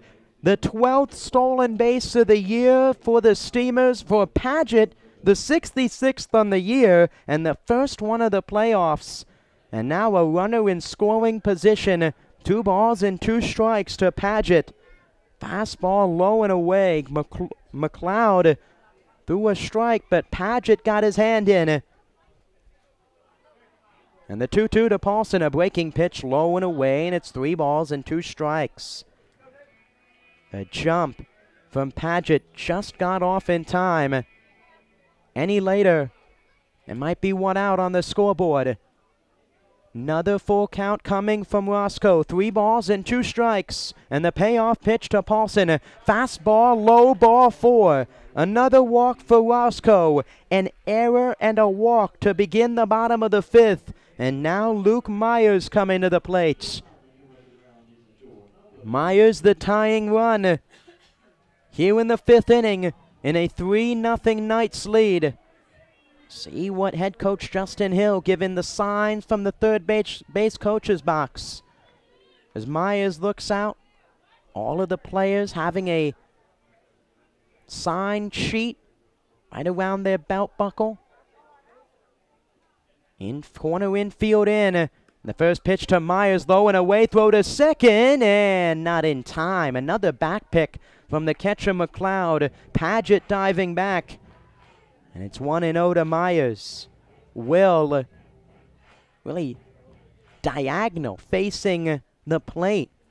Just on the edge of the grass at third. And over at first. McDonough in on the grass as well. Holland guarding second. Hill straight away. Myers squaring around. Both runners go. Throw to third is not in time. Fastball inside. A double steal works for the Steamers. And now 2 runners in scoring position for Myers. McLeod frustrated behind the plates. Will getting an explanation from Freddie Rivera. Paget gets his second stolen base of the inning. Paulson takes second on the backsteal. And now Luke Myers with 2 more runners on base for the Steamers. And the 2-0 is a fastball high. It's 3-0. And time is called as McLeod out to talk with the right-hander Roscoe. The Steamers leaving the bases loaded with less than 2 outs in the 4th. Almost an identical situation here in the 5th. The error by Will at third. Paget reaching at first. Stealing second. Paulson the walk. And then both proceeding to steal third and second. Paget, with 13 stolen bags. Paulson swiping second. That was his 8th of the season. After no stolen bags, as mentioned in the first 2 games for the Steamers. And now have 3 in the bottom of the 5th inning here in Game 3. And the 3-0 to Myers is a fastball in there for a strike. 3 balls and 1 strike. With the leadoff hitter Jackson Ellison on deck. Tying run at the plate in a 3-0 Knights lead. The 3-1 to Myers is in there. Strike number 2. Myers tossing the bat back. And now he will have to go retrieve it. Second straight another Steamer thinking they had a walk on a strike called. 3 balls, 2 strikes. And the pitch from Roscoe swung on, fouled off. It goes to 3-2. Inning previous, Tyler Overitis, a 3-2 pitch called strike 3. Tossed his helmet back. Myers tossing the bat back, looking to fight here in a 3-2. 19 RBIs in the regular year, looking to come through here. And the 3-2, that one's low. Ball 4 when Myers works the walk. And the bases are loaded for the Steamers in the 5th. The second consecutive inning with the bases loaded for the Clams. This time bases loaded and no outs. As Jackson Ellison to the plates. with the tying run now at first base in the 5th. And Anthony Roscoe looking for a new baseball. 6 walks for Roscoe. John Hawley struggling with walks last night as well for the Knights. He had 7, but did not allow a run. Marco Talon pointing over to McDonough at first. Corners are in, middle infield back. Playing for the out, Jackson Ellison up, and the first pitch to him's a fastball high. It's 1 ball and no strikes. Jackson Ellison 0 for 2 with the strikeouts. And time is called. It's going out for a mound visit. It's Dustin Slaughter, the assistant coach. There's some stirring going on in the Knights bullpen with the bases loaded for the 2nd straight inning for the Steamers. They've already left 6 runners on here in the ballgame. Yet to get a hit with runners in scoring position. A strikeout and a ground out with the bases loaded last inning. Paget reaching on an error by Will to begin the inning. Paulson walking. Both Paget and Paulson swiping 2nd and 3rd. And Luke Myers working a walk for Jackson Ellison with Davis Halstead on deck. In a 3-0 Greenbrier lead here in the bottom of the 5th. In the 3rd and final game of the PCL semifinals. And the 1-0 pitch from Roscoe was another fastball. This one outside, and it's 2-0. 92 pitches for Roscoe. Some action now in the Knights' pen as the 2-0 to Ellison is a fastball in there for a strike. McDonough creeping in on the grass. Same with Will at 3rd. And the 2-1 from Roscoe was another fastball high, and it's 3 balls and 1 strike to Jackson Ellison. Davis Halstead on deck. Bases loaded, nowhere to put Ellison. Roscoe gets the sign, and the 3-1 pitch. Fastball on the inside corner, strike 2. And the 2nd straight Steamers batter to toss the bat after a 3-1 strike call. Ellison couldn't believe it, as Roscoe painting the inside half. And now 3 balls and 2 strikes as Ellison has to regather himself around the plate.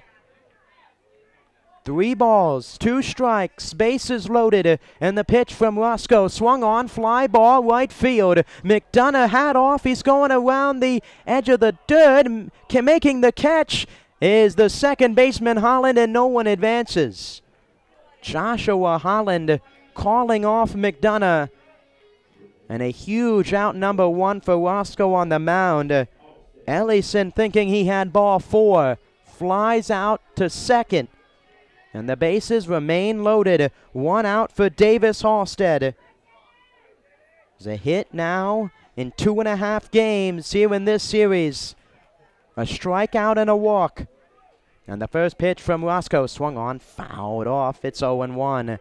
Fastball right there to Davis Halstead, the 2nd-year Steamer from right here in Edenton. Mount Olive Trojan.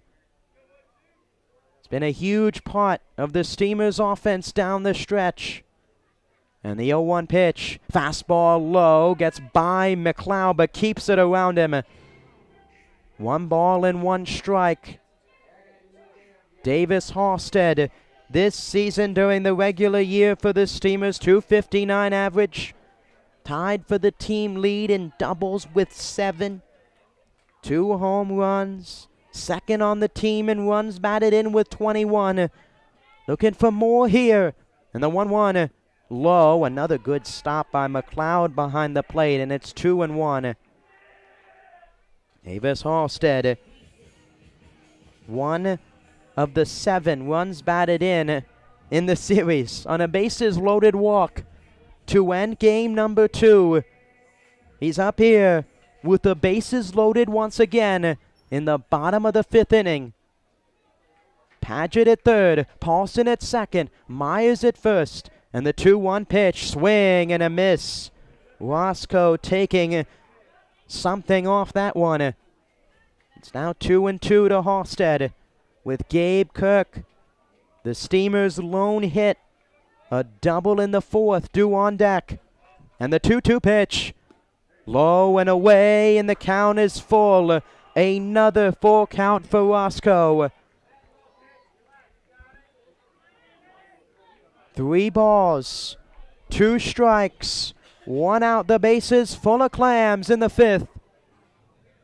Roscoe gets the sign and the pitch. Fastball high, ball 4, and Roscoe has walked in a run, and the Steamers are on the board in the 5th. A bases loaded walk, the 3rd of the inning for the right-hander Roscoe, and it's now a 3-1 Knights lead. A fastball on the inner half that missed the zone high, and now Gabe Kirk to the plates. 1 for 2 with a double. And now up, a single should be able to tie the game. And the first pitch is a fastball high. It's 1 ball and no strikes. And out to the mound is Corbin McLeod. Wes Overton warming up in the Knights bullpen. How long is the leash for the right-hander Anthony Roscoe? 1 ball, no strikes, 1 out. Paulson at third, Myers at second, Halstead at first, and the 1-0 to Kirk is a fastball high. It's 2-0. Another fastball that has missed the zone for Roscoe. It's been all over it in this inning. Kirk up with the bases loaded, and the 2-0. Fastball in there at the knees. It's 2 balls and 1 strike. Roscoe now up to 105 pitches. 56 of those strikes. And the 2-1. Fastball, fly ball, left field. Coming in is Tone. He's underneath of it. He makes the catch. Tagging from third is Paulson. The throw home is up the line. McLeod makes the catch. Myers in the third, and the Steamers get another run across in the 5th. On a sacrifice fly for Gabe Kirk, his 6th RBI of the series. And it's now a 3-2 ball game with 2 runners still on. Productive out from Kirk to left. And now Ty Johnson to the plate. Johnson 0 for 2 with the strikeouts, with the tying run over at third now. And the first pitch from Roscoe is way outside. It's 1-0. Gabe Kirk, an incredible stretch. Really the start of the season for him. Anything comparable to what the first baseman from Grosse Pointe Woods, Michigan is doing. The 1-0 pitch to Johnson is swung on, driven in the air to left. On the run is Tone. He gives it a look, and it gets into the Steamers bullpen down the left field line, and it's 1 ball and 1 strike. Johnson turning on a fastball. Flied it foul to left field. Now it's 1-1. Infielder Johnson up. Again with runners on. To come up with a big hit. Gilmar Santana, who has a pair of walks, waits on deck.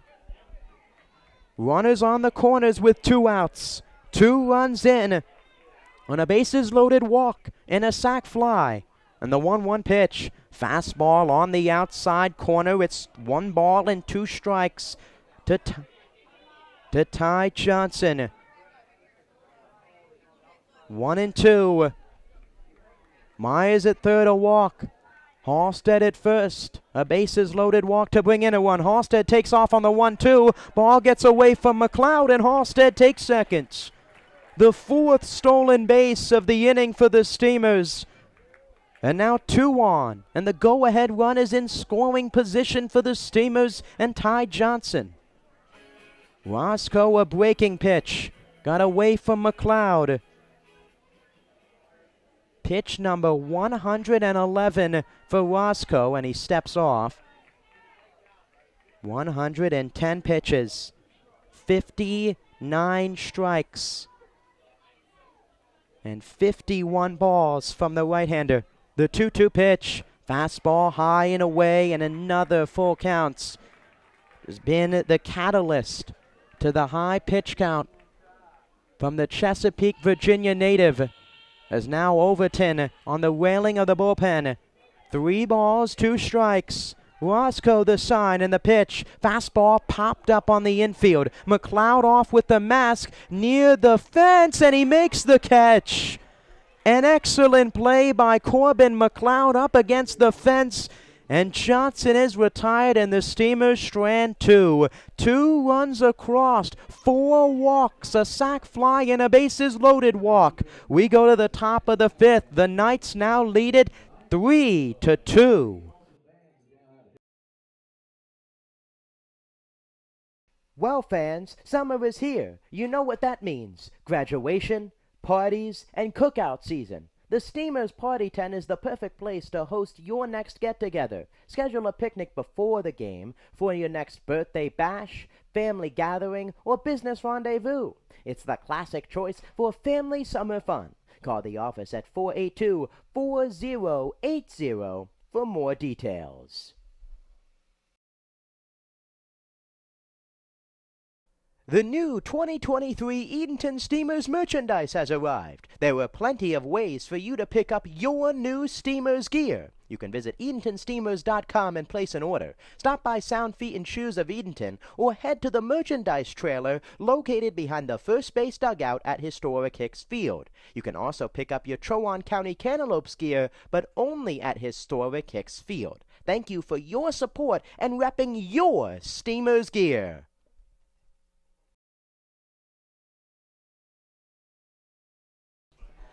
Welcome back to historic Hicks Field, the third and final game. The Knights and the Steamers 3-2 ball game in the top half of the 6th. A sacrifice fly and a bases loaded walk, pushing 2 runs across. Those runs brought to you by Faro Gas. Easy propane service starts here. Faro Gas. Cole Taylor out for his 6th inning of work, and the first pitch to Brody Miller is high and in. It's 1 ball, no strikes. Miller, McDonough, and Tone 2-3-4 as the Knights looking to respond in the 6th. The 1-0 is in there for a strike. Cole Taylor has been strong in the last 2 frames. Knights haven't gotten a run since the 3rd inning. And the 1-1 pitch to Miller popped up foul, and it's quickly 0-2. Spin with that message. Getting ahead in the count for Taylor. Fastballs in the zone and forcing the Knights to put it in play. The 1-2 swung on, popped up foul, and remains 1-2. Taylor entering the inning with 90 pitches. Now up to 94. Chris Morris still throwing in the bullpen. He's been up for the past 2 innings, and the 1-2 is low and in. It's 2 balls and 2 strikes. To Brody Miller. Again, the winner of this series will go on to play the Tarboro River Bandits starting tomorrow night, as the 2-2 is low and in. 3 balls and 2 strikes. If the Steamers win, they'll be on the road for Game 1. Home games 2 and 3. And the 3-2 to Miller is swung on, popped up. Center field, playable for Padgett. He comes trotting in, and he makes the catch for out number 1. 1 away here in the 6th. If the Knights can hold on tonight, they will advance. Go to Tarboro for the first game and see how the rest of that series plays out with Game 1 here, and the Knights being the home team. 1 out, and Scott McDonough to the plates. And the first pitch, a fastball outside. It's 1-0 McDonough. While Kirk has been the catalyst for the Steamers, McDonough has done the same for the Knights this series. The 1-0 is outside. It's 2-0 McDonough, 2 for 2 with an RBI. and right now is in the zone at the plate. And the 2-0. Swing and a miss. Just as I say that, a big cut and a miss by McDonough over top of a breaking pitch, and it's 2 balls and 1 strike to Scott McDonough. Richmond, Virginia native. Pitched last night, third base, first base tonight, and the 2-1 grounded towards third. A diving stop by Garza. The throw to first is in time. Ty Garza robbing a hit of Scott McDonough down the line. Web gems all over the field tonight. Garza a diving play, and now there's 2 outs. Diving behind the bag, and a throw to first. And now Jake Tone to the plate.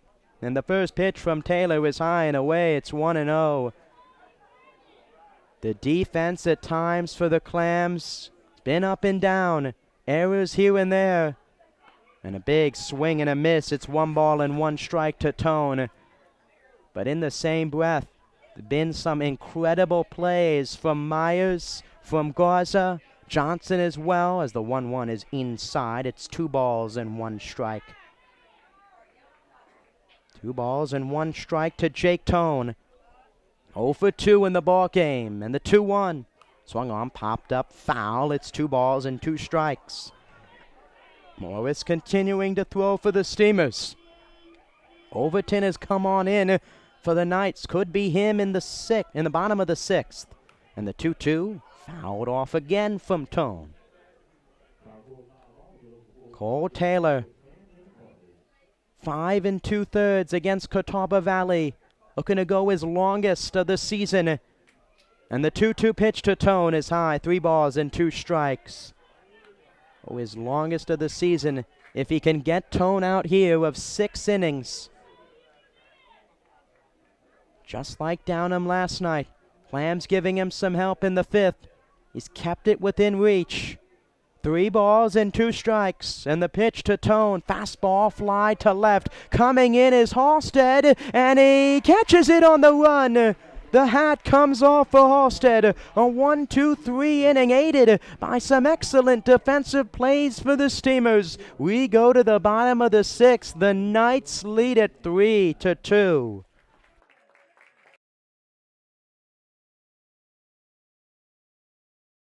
Who's ready to rock? The 2nd annual Clam Jam is coming up on Saturday, September 9th. We welcome 3 awesome bands to jam out at historic Hicks Field. Starting at 5 p.m. that afternoon, Old Fish Hatchery Records will take the stage, followed by the Eric Dunlow Band at 7 p.m. and the headlining Daniel Jordan Band at 9 p.m. Advance tickets will be available at EdentonSteamers.com for $15 or can be purchased at the gate that night for $20. Bring your lawn chair and take the field for the rocking event. Numerous food and beverage options will be available all night. We hope to see you there.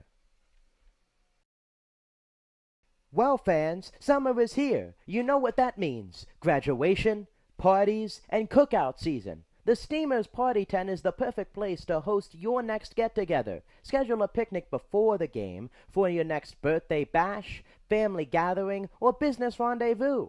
It's the classic choice for family summer fun.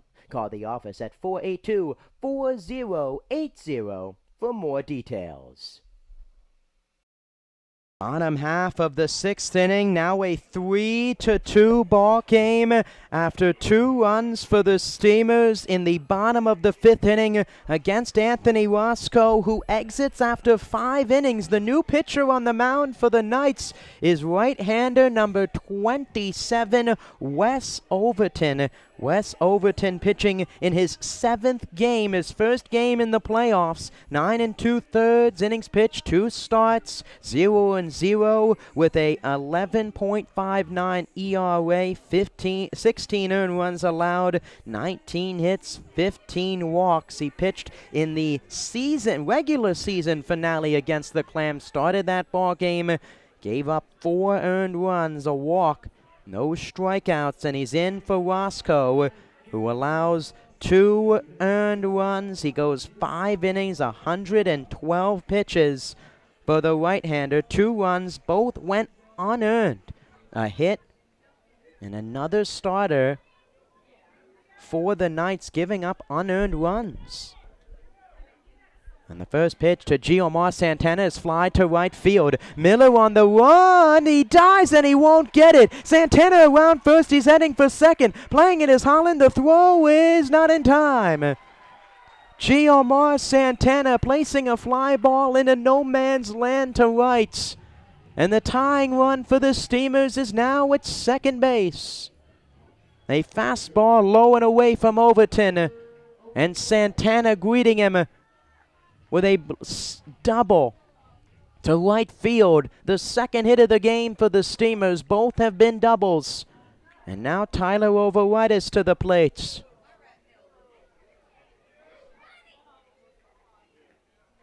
And the first pitch to Overitis, squaring around a bunt, and he bunts it foul, and it's 0-1. Oh, balls and one strike. Wes Overton on the hill, looking to hold on to the lead. Again, another set of unearned runs for this Knights staff.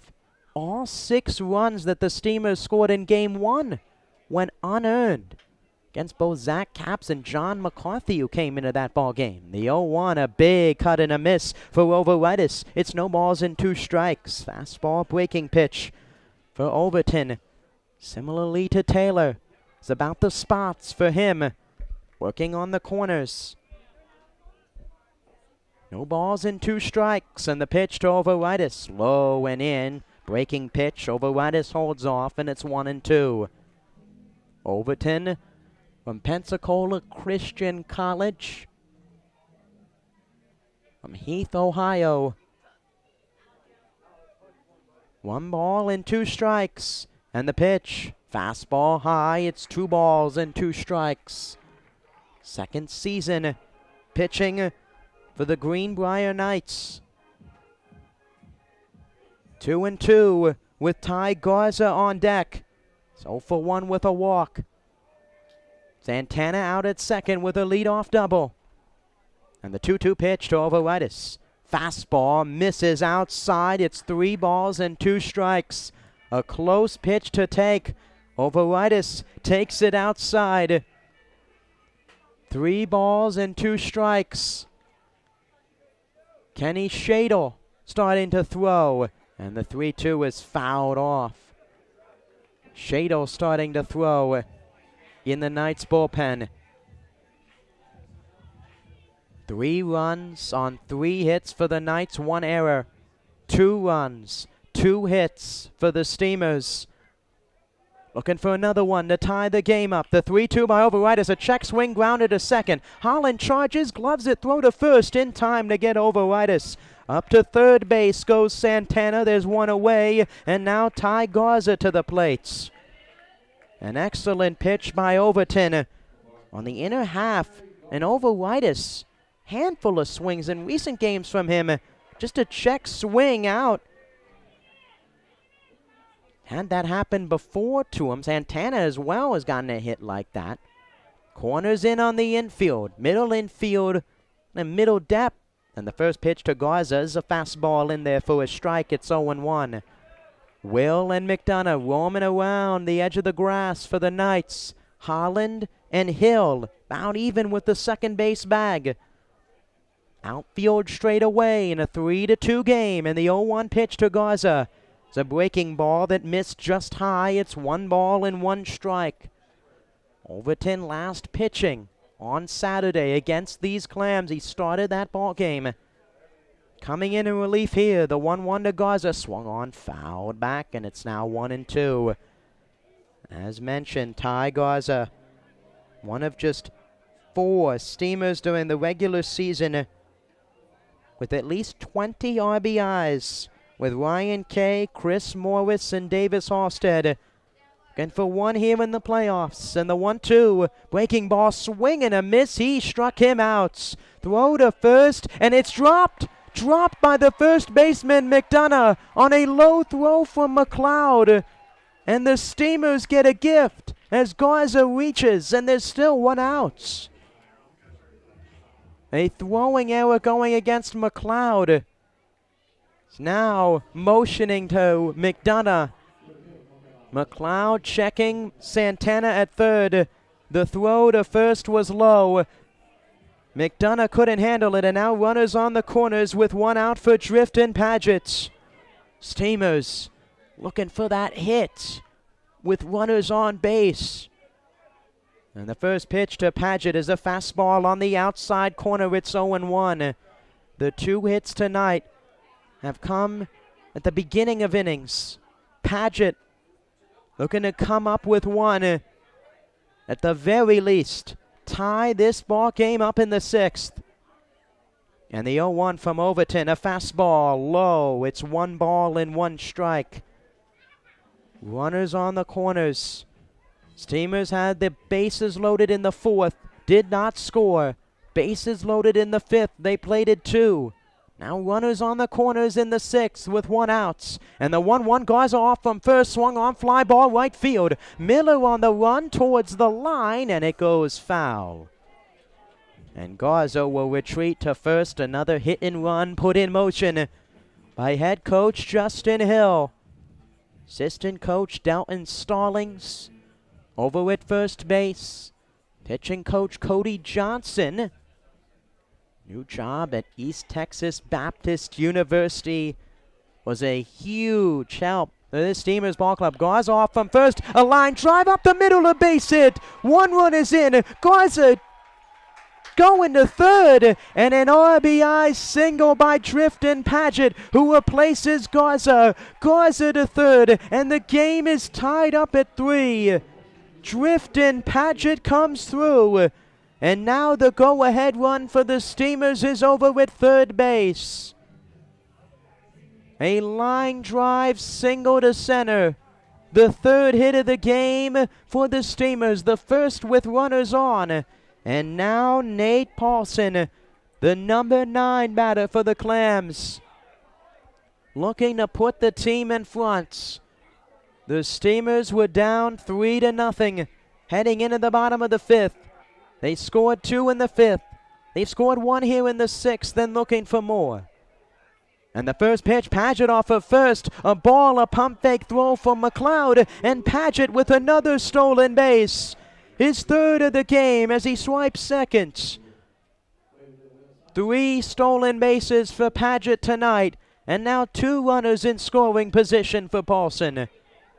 An excellent pitch to run on. A breaking pitch low and away, and the infield creeps in for Greenbrier.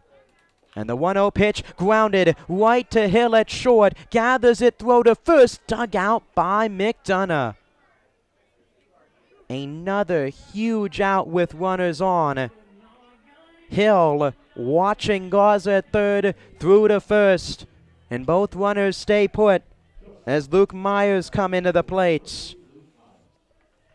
Myers getting a little tip from Paulson, who walks back to the dugouts. Myers 0 for 1. He walked his last time. He's left stranded in the 5th. Steamers on the comeback train here in the 6th inning. And the first pitch to Myers is low, 1-0. All 3 games have featured a comeback from either side. The Knights, the ones that came back in the first game to win it. And the 1-0 pitch to Myers is low. It's 2 balls and no strikes. In game 2, it was the Steamers.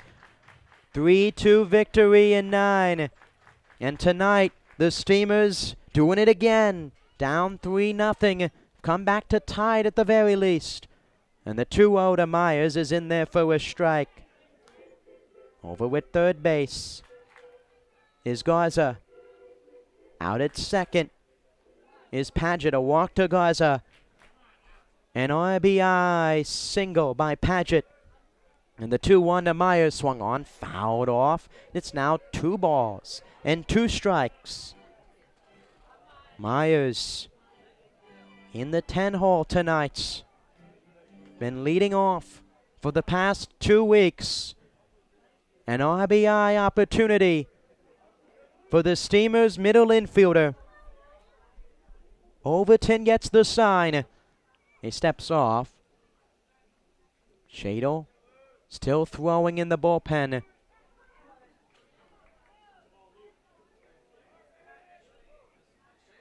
2-2. And the pitch to Myers. Fastball called. Strike 3 on the inside corner. Overton gets out of the jam on a strike 3 called. The Steamers strand 2, but get a run across on their third hit of the game. An RBI single by Drifton Paget. A brand new ball game as we head to the 7th. Steamers and Knights tied up at 3.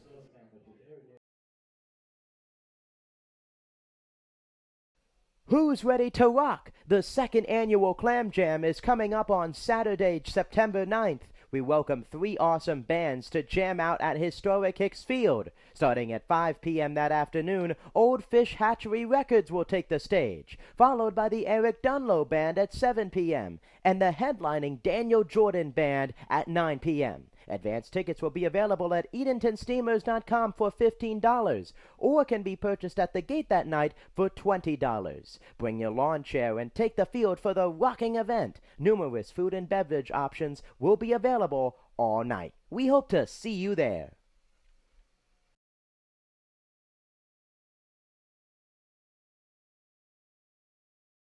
Is working with your propane provider a hassle? Then it's time to switch to Faro Gas. For easy and reliable service, Faro Gas offers quick delivery options, nationwide propane supply, online account tools, and a friendly team of professionals, all here to make your life simpler.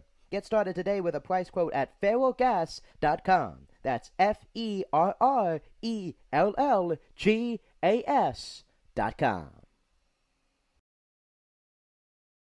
Welcome back to historic Hicks Field. A call to the bullpen brought to you by Faro Gas. Easy propane service starts here now on the mound for the Steamers. Right-hander number 21, Chris Morris. Morris in for Cole Taylor, who goes 6 innings, 3 hits, 3 runs all earned, 4 walks, and 3 strikeouts.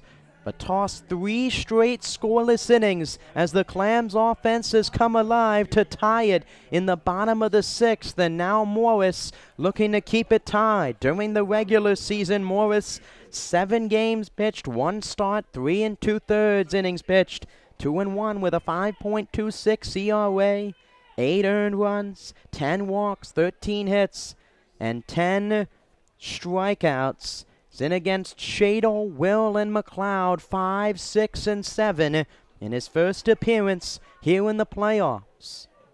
And the first pitch to Shadle, a big swing and a miss. Morris pitched against the Knights earlier in the season, going all the way back to the first matchup. The Knights won 9-5. Morris struggled in his only start of the season, and time is called. Some shock, perhaps, from Shadle on the swing. Kenny Shadle has been unlike the 2023 All-Star in this series, still without a hit. In 9 at-bats in the 0-1, fastball misses outside. It's 1-1. Chris Morris, another returner for the Steamers, was excellent. A sub-3 ERA last year out of the pen. And the 1-1 is fouled off. It's 1-2. Burst on the scene last year. It's a reliable reliever that Coach Hill could turn on. Has struggled with injuries this season. And, of course, his offensive play has kept him off of the mound as well. And he's in here in a 3-3 game. And the 1-2 pitch is in there, called strike 3. A breaking pitch from Morris. Strikes out Shadle to begin the 7th. And there's 1 away. The breaking pitch from Morris, diving towards the outer half.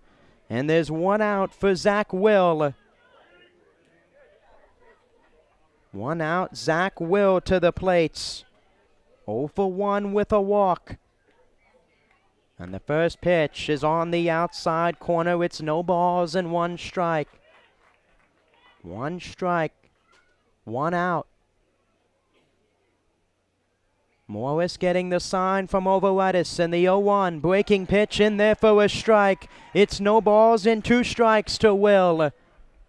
Both teams now with 3 runs and 3 hits. The Knights with a pair of errors as well. And the 0-2 for Morris. Swing and a foul ball. First base side, and so and 2.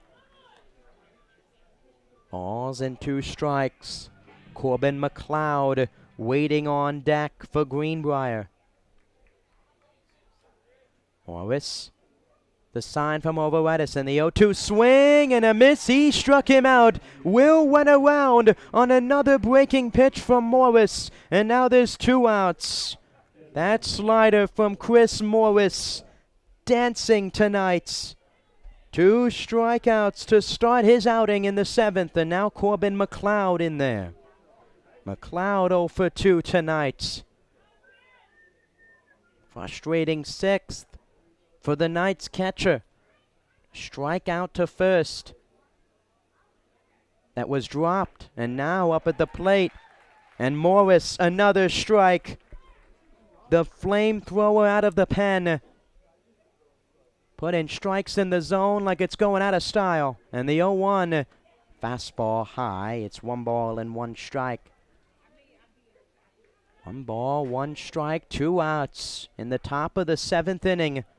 Morris gets the sign, and the pitch. Fastball is 1 high. It's 2 balls and 1 strike. Waiting on deck is Luke Uff. Who has a run scored, a walk in tonight's game. And the 2-1 pitch to McLeod. Fastball line towards second. Leaping in the air is Johnson to make the catch. 2 strikeouts and a lineout. A 1-2-3 inning. 4 scoreless innings for Steamers pitching. We go to the bottom of the 7th. 3-3 ball game.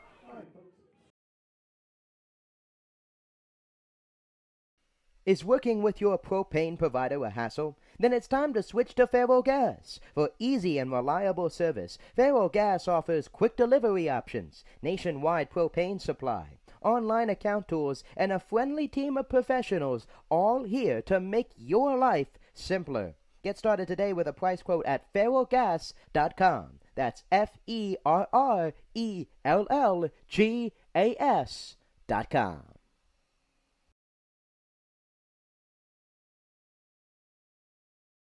Who's ready to rock? The 2nd annual Clam Jam is coming up on Saturday, September 9th. We welcome 3 awesome bands to jam out at historic Hicks Field. Starting at 5 p.m. that afternoon, Old Fish Hatchery Records will take the stage, followed by the Eric Dunlow Band at 7 p.m. and the headlining Daniel Jordan Band at 9 p.m. Advance tickets will be available at EdentonSteamers.com for $15 or can be purchased at the gate that night for $20. Bring your lawn chair and take the field for the rocking event. Numerous food and beverage options will be available all night. We hope to see you there. Bottom half of the 7th inning, Wes Overton back on the hill for the Knights in a 3-3 tie and a 1-1 series tie. What's at stake? A berth in the PCL finals against the Tarboro River Bandits, who made quick work of the Outer Banks Scallywags in the first round of the PCL semifinals, the other side of the first round bracket, to advance to the finals for the 2nd consecutive season, the 3rd straight season in the finals. Won it in 2021, lost to the Steamers in 2022, and back in it, and will play the winner here. 3-3 game, bottom of the 7th. 1-2-3 for the Clams against Wes Overton. Gave up an unearned run. 1 inning of work, 2 hits, a strikeouts in the 6th. And the first pitch to Ellison, who squares around, bunts it foul. Down the 3rd baseline, Ellison reached on a handful of those so far this season. Can fly down the line. It's now no balls and 1 strike. With Davis Halstead on deck. Halstead 0 for 1 with 2 walks and an RBI. And the 0-1 pitch to Ellison. Swung on, fly ball to right. Miller drifting back. It's playable in front of the warning track, and he makes the catch for out number 1. Fastball inside. Ellison just got jammed. And there's 1 out for Davis Halstead. Davis Halstead, Steamers left fielder. He's played in left. He's played in right. last year came in for Nate Paulson late in the season. Was a huge part in the 2022 PCL championship for the Steamers. And the first pitch inside and a pair of bases loaded walks here in the past few games. Bases loaded walk to win game 2 and a walk in the 5th to bring in a run. And the 1-0 was another fastball high. It's 2 balls and no strikes. No one in the pen for either side. Both bullpens looking to hold on as long as possible.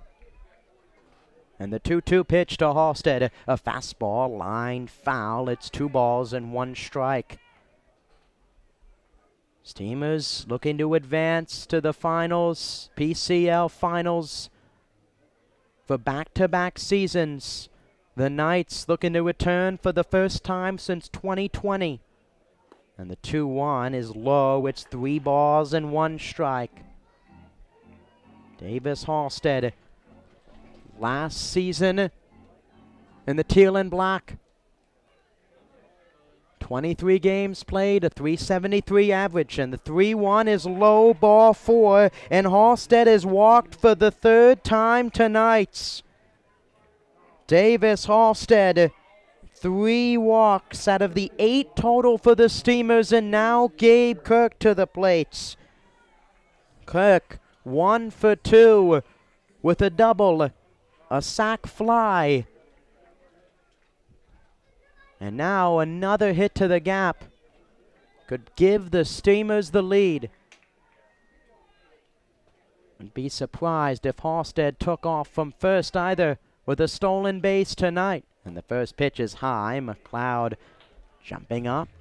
A threat to second. Halstead, one of 5 stolen bases on the night for the Steamers. 3 for Paget, 1 for Paulson.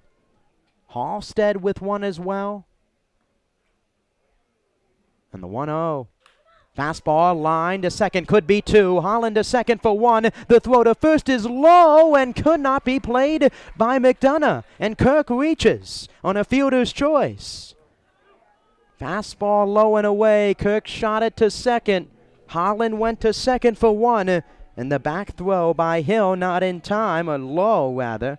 Plenty of time to get McDonough. Now 2 outs and Ty Johnson to the plate. Johnson 0 for 3 with the strikeouts.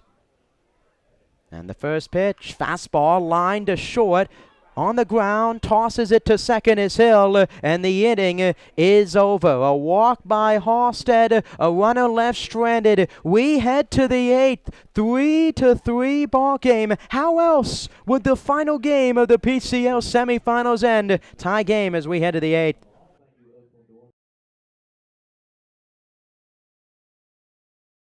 The new 2023 Edenton Steamers merchandise has arrived. There are plenty of ways for you to pick up your new Steamers gear. You can visit EdentonSteamers.com and place an order. Stop by Sound Feet and Shoes of Edenton or head to the merchandise trailer located behind the first base dugout at historic Hicks Field. You can also pick up your Chowan County Cantaloupes gear, but only at historic Hicks Field. Thank you for your support and repping your Steamers gear.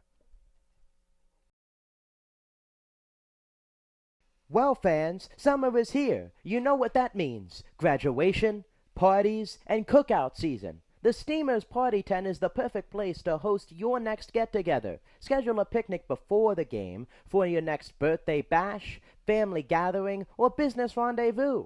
It's the classic choice for family summer fun. Call the office at 482-4080 for more details.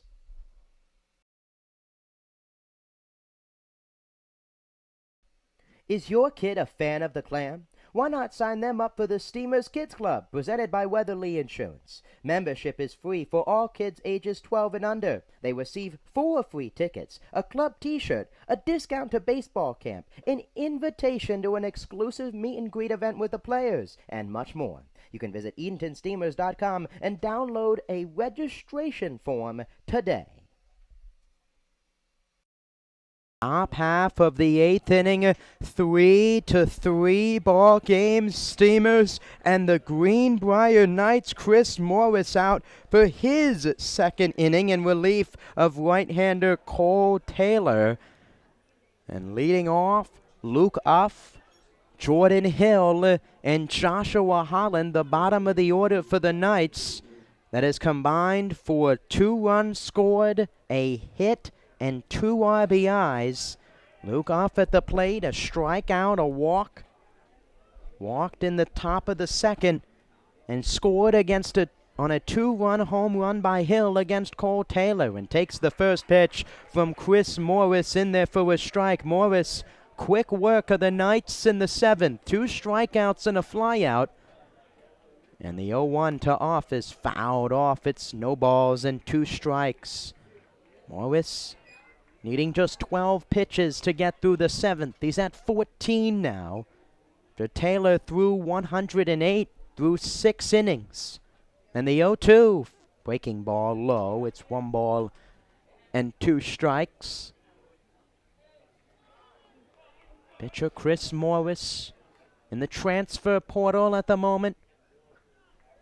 And the 1-2 pitch to Off. Breaking ball low and away. It's 2 balls and 2 strikes. Throwing from Pitt Community College. Some offers on the table for the right-hander. 2-way player. Also leads the team in homers and RBIs. And the 2-2 pitch to Off. In there, called strike 3. Morris, another strikeout on a breaking pitch at the bottom of the zone. And there's 1 out here in the 8th. That slider is moving all over the zone tonight. 3 strikeouts for Morris, 6 for Steamers pitching, and the first pitch is low to Jordan Hill. It's 1-0.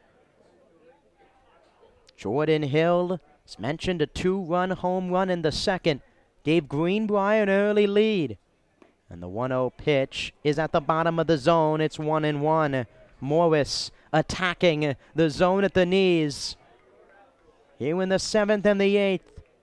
And the 1-1 swung on, popped up on the infield. Johnson behind second. And he makes the catch in the grass in shallow right. And there's 2 outs in the top of the 8th inning. And now Joshua Holland, as Morris has retired 5 straight out of the pen. Joshua Holland 0 for 2 tonight. With the leadoff batter, Trent Hanchy on deck. Morris the side and the pitch. Fastball low. It's 1 ball and no strikes. Morris last pitching Friday against Outer Banks, as the 1-0 is high and in. Second to last game of the regular season. Came in relief, pitched a scoreless inning in that ball game. The 2-0 pitch to Holland. Check swing, appeal to first, and no swing for Rick Henderson. And it's now 3 balls and no strikes with 2 outs in the 8th. Mention the leadoff hitter, Trent Hanchy on deck. And the 3-0. Breaking ball in there when it's 3-1. 3 balls and 1 strike. Horton in the bullpen for the Steamers. The 3-1, the appeal to first. No swing from Holland. And Joshua Holland with a 2-out walk. The first base runner allowed for Morris out of the pen. And now Trent Hanchy to the plate. Trent Hanchy 0 for 2. A run scored, a walk, and 2 strikeouts tonight. And the first pitch to him low, gets away from Overitis. Up to second base goes Holland. And now the Knights have the go-ahead run out at second base. A fastball that got away from Overitis. And now Hanchy looking to come through. John Horton, a night after throwing 4 innings in the Steamers' walk-off win, is up in the pen as the 1-0 to Hanchy is low and in. It's 2 balls and no strikes. The heart of the order coming up for the Knights with Miller and McDonough. 2-3 waiting in the wings. And the 2-0 is low to Hanchy. It's 3 balls and no strikes as Morris unable to locate with the breaking pitch. 3 balls, no strikes, 2 outs. Holland with a walk. He's out at second. And the 3-0. High ball 4. Back-to-back 2-out walks for Chris Morris. Only 1 strike in that span. And now Brody Miller to the plate and Tyler Overitis going to talk with Morris. Just a dominant start to his outing today. And with 2 outs against Holland. Fastballs missing location. Few breaking pitches low and out of the zone and not locating the bottom of the zone. The go-ahead run out at second. The number 2 hitter, Brody Miller. One of the 2023 All-Stars for the Knights. 0 for 2 tonight with a walk. 2 outs. Morris looking to escape trouble and get his offense back on the field. And the first pitch to Miller, a breaking ball on the outside corner for a strike. Morris opening up the back door and put it on the outside corner. No balls and 1 strike. And the pitch. Fastball on the outer half. Miller holding on to the bats, and it's 0-2. No balls, 2 strikes, 2 on, 2 outs in the 8th. Morris gets the sign. And the pitch. Swing and a miss. He struck him out. Morris, a fist pump on the mound. Same with Overitis. And Chris Morris strands 2 2-out walks. We go to the bottom of the 8th. Steamers and the Knights still deadlocked at 3.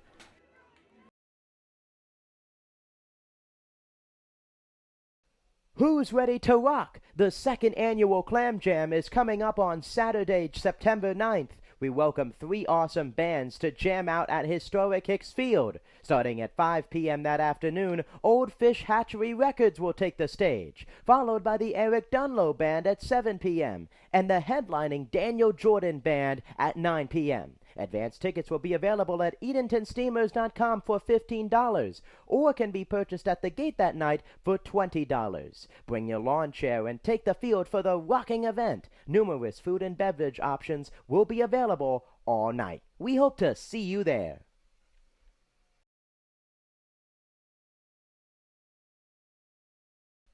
Is your kid a fan of the Clam? Why not sign them up for the Steamers Kids Club, presented by Weatherly Insurance? Membership is free for all kids ages 12 and under. They receive 4 free tickets, a club t-shirt, a discount to baseball camp, an invitation to an exclusive meet and greet event with the players, and much more. You can visit EdentonSteamers.com and download a registration form today.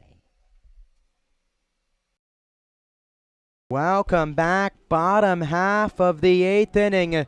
3-3 ball game, and a pitch hitter for the Clams in the 8th against Wes Overton, entering his 3rd inning out of the pen. Tate Abbott gonna come in and pitch it for Giomar Santana. Abbott now over Ritis and Garza. And the first pitch to Abbott, swing and a miss. It's 0-1. Tate Abbott, another one of the returners for the Clams, who knows what it takes to get to the final obstacle. And the 0-1 is on the inside corner. It's 0-2.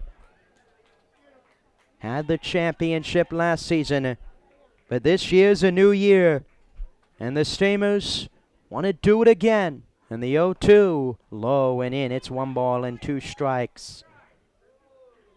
Well, called strike at the plates. Abbott cannot believe it. I am mistaken. Fastball inside, called strike 3 from Mark Hotalin.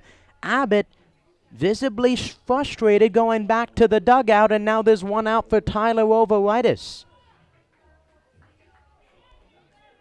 And the first pitch from Overton is a fastball high. 0-2 pitch from Overton. Low below the knees. and called strike 3 from Marco Tallon. The 1-0 is high, 2 balls and no strikes. 2-0 to Overitis. No action in the Knights' pen. John Horton continuing to warm for the Steamers. And the 2-0 is on the inside corner for a strike. It's 2-1. Anthony Roscoe going the first 5 innings. 1 hit, allowed 2 unearned runs. 7 walks, 6 strikeouts. And the 2-1 over. Swung on, driven in the air to right. Playable for Miller. He comes in, and he makes the catch just off the end of the bat for Overitis. And there's 2 outs in the bottom of the 8th inning. Overton now 2 2/3. Just 2 hits, 1 unearned run, a walk and 3 strikeouts. And now Ty Garza to the plate. A fastball outer half from Overton. Overitis just off the end of the bats. And the first pitch to Garza is high. It's 1 ball and no strikes. In the top of the 9th for the Knights, McDonough, Tone, and Shadle. 3, 4, 5. And the 1-0 to Garza is fouled off. Could be John Horton was continuing to warm in the bullpen. Quote, telling the coaches before the game, I'd rather pitch before my team loses. And the 0-2 to Garza, line left field on the run is Tone. He's not going to get it. It one-hops the wall. Garza around first. He's heading to second. The throw to second is not in time. A 2-out double for Ty Garza. And the go-ahead run for the Steamers is at second base. A line drive double to left. The 4th hit of the game for the Steamers. Garza, his first hit of the ball game. And now Driftin Paget to the plate. An RBI single his last time. A run scored and a strikeouts. Looking to do it again. Bottom of the 8th inning. A few weeks ago in a 1-1 game against the Scallywags. Paget a walk, a stolen base, and he came around on a sac fly. Looking to come up with that same 8th inning magic. And the first pitch is taken in there for a strike. It's 0-1. Ty Garza roping a 1-1 breaking pitch off the wall and left to get himself in scoring position. And the 0-1 from Overton. Swung on line. Past the diving Will in the left field. Coming up to field it is Tone. The throw to the plate is cut off by McDonough. Into second base on the throw is Paget. And now 2 runners in scoring position with 2 outs. Back-to-back 2-out hits for the Steamers. And now Nate Paulson to the plate. A diving attempt by Will. It went into left. Tone's throw to the plate was cut off by McDonough. Head coach Justin Hill holding Garza at third. And now a moment for Nate Paulson, who did not get to play in the playoffs last season for the Steamers due to a late season injury. 0 for 2, a run scored and a walk. And the first pitch to him's a fastball that misses high. It's 1 ball and no strikes. A huge moment for the outfielder from Bridgeport, West Virginia. And the 1-0 pitch. Fastball on the outer half. It's 1 ball and 1 strike.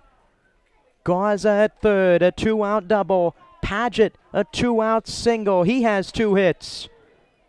And Nate Paulson looking to give his team the lead in his second season. The 1-1 outside, 2 balls and 1 strike.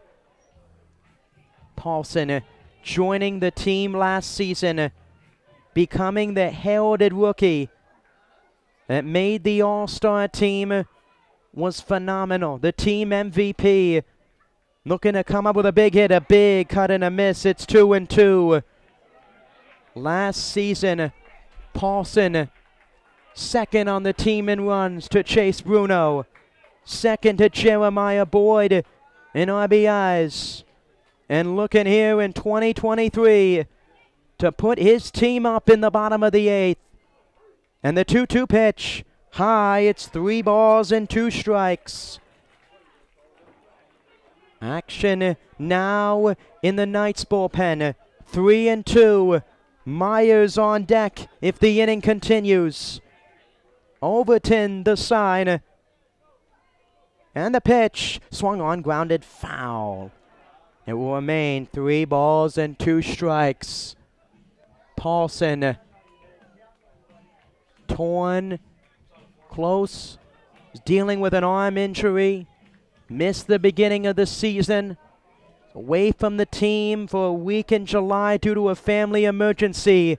Is up with 2 on and 2 outs in the 8th in a playoff ball game, and the 3-2 is fouled off again. Nate Paulson, last season, as mentioned, 35 games played, second to Chase Bruno. 26 runs, second to Bruno as well. 3 home runs, 16 RBIs this season. Still trying to get it going. And the 3-2 pitch swung on, fouled off again to the right field side. 3 straight foul balls from Paulson.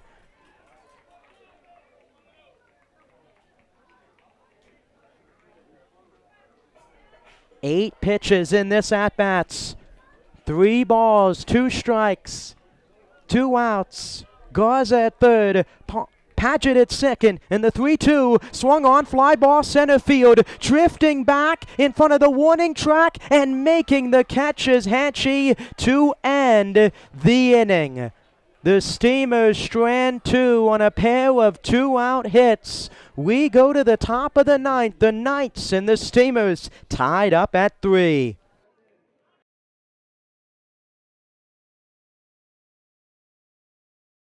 The new 2023 Edenton Steamers merchandise has arrived. There are plenty of ways for you to pick up your new Steamers gear. You can visit EdentonSteamers.com and place an order. Stop by Sound Feet and Shoes of Edenton or head to the merchandise trailer located behind the first base dugout at historic Hicks Field. You can also pick up your Trowon County Cantaloupes gear, but only at historic Hicks Field. Thank you for your support and repping your Steamers gear.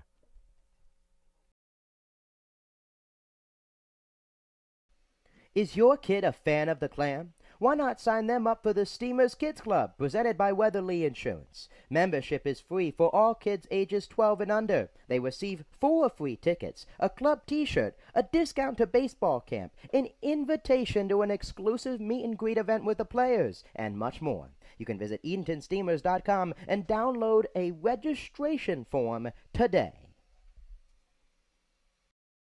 Welcome back to historic Hicks Field. Tension palpable here in the 9th inning.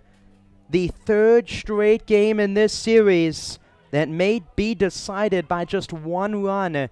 Game 1, a 7-6 Knights win. A 3-2 Steamers win in Game 2. And a 3-3 ball game in the top of the 9th inning. Chris Morris back on the hill for the Steamers for his 3rd inning out of the pen in relief of Cole Taylor. And he's up against the heart of the Knights lineup. Scott McDonough, Jake Tone, and Kenny Shadle. And the first pitch from Morris swung on, shot foul down the first base line. McDonough has been the biggest problem for the Steamers pitchers, not only in this series but this game. 2 hits in 3 at-bats, an RBI, and the 0-1 is high. It's 1 ball and 1 strike. An RBI single in the 3rd gave the Knights a 3-0 lead, and right now the difference between the Steamers being in a save situation, as the 1-1 is high. It's 2 balls and 1 strike. 2 out of the 3 hits coming from number 19. In the light blue and white, Kenny it's not McDonough, excuse me.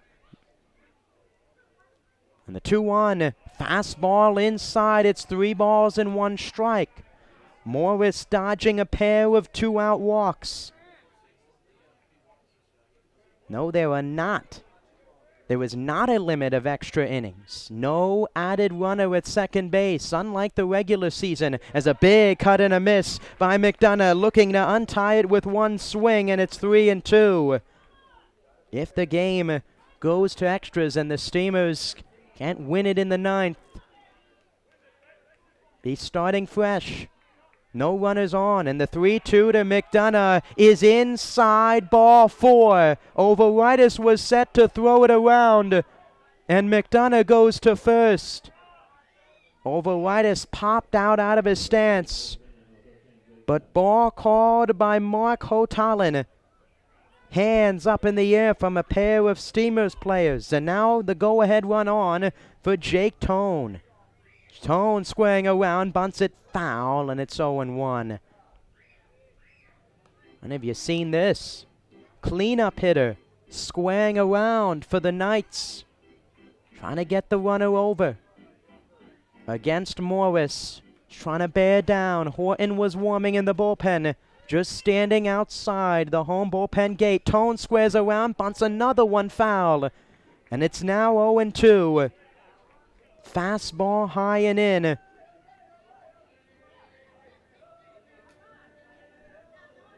No balls and 2 strikes. Up at bat is Jake Tone. Kenny Shadle is 0 for 3 with a strikeout, is on deck. Still always dangerous. And the 0-2 to Tone, swung on, fouled, straight back. Goes to 0-2. McDonough dancing off us some bags this series. Second base, first base. Wouldn't be shocked if another hit and run is drawn up for the Knights. The 0-2 swung on, cue to second. Myers plays it on a hop, goes to second for 1. The throw to first is not in time. Excellent play on the run for Luke Myers. Through to second, Johnson got 1, but the relay to first is not in time, and Tone reaches on a fielder's choice. And now Kenny Shadle up with 1 out and a runner on. 0 for 3 in this ball game.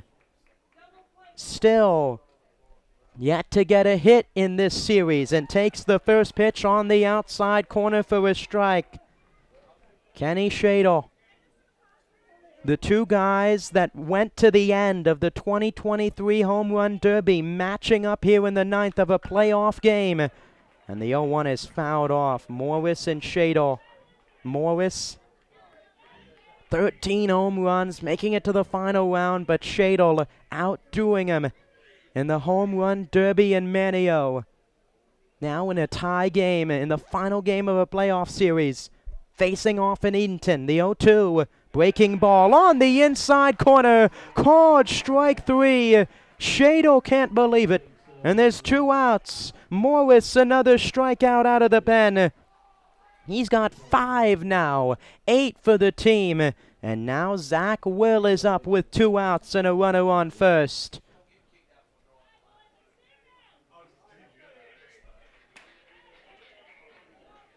Two outs, runner on first.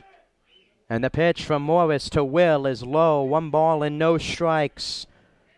Tension rising on both sides. 46 pitches for Morris. And the 1-0 to Will. Check swing, called strike. It's 1 ball and 1 strike. 1-1.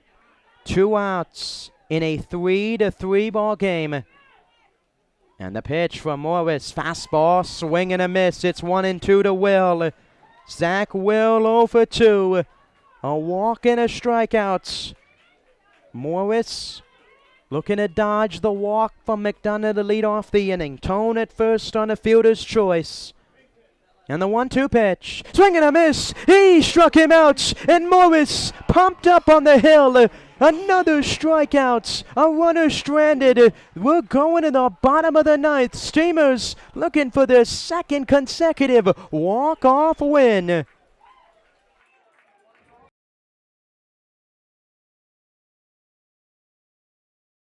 Who's ready to rock? The 2nd annual Clam Jam is coming up on Saturday, September 9th. we welcome 3 awesome bands to jam out at historic Hicks Field. Starting at 5 p.m. that afternoon, Old Fish Hatchery Records will take the stage, followed by the Eric Dunlow Band at 7 p.m. and the headlining Daniel Jordan Band at 9 p.m. Advance tickets will be available at EdentonSteamers.com for $15 or can be purchased at the gate that night for $20. Bring your lawn chair and take the field for the rocking event. Numerous food and beverage options will be available all night. We hope to see you there.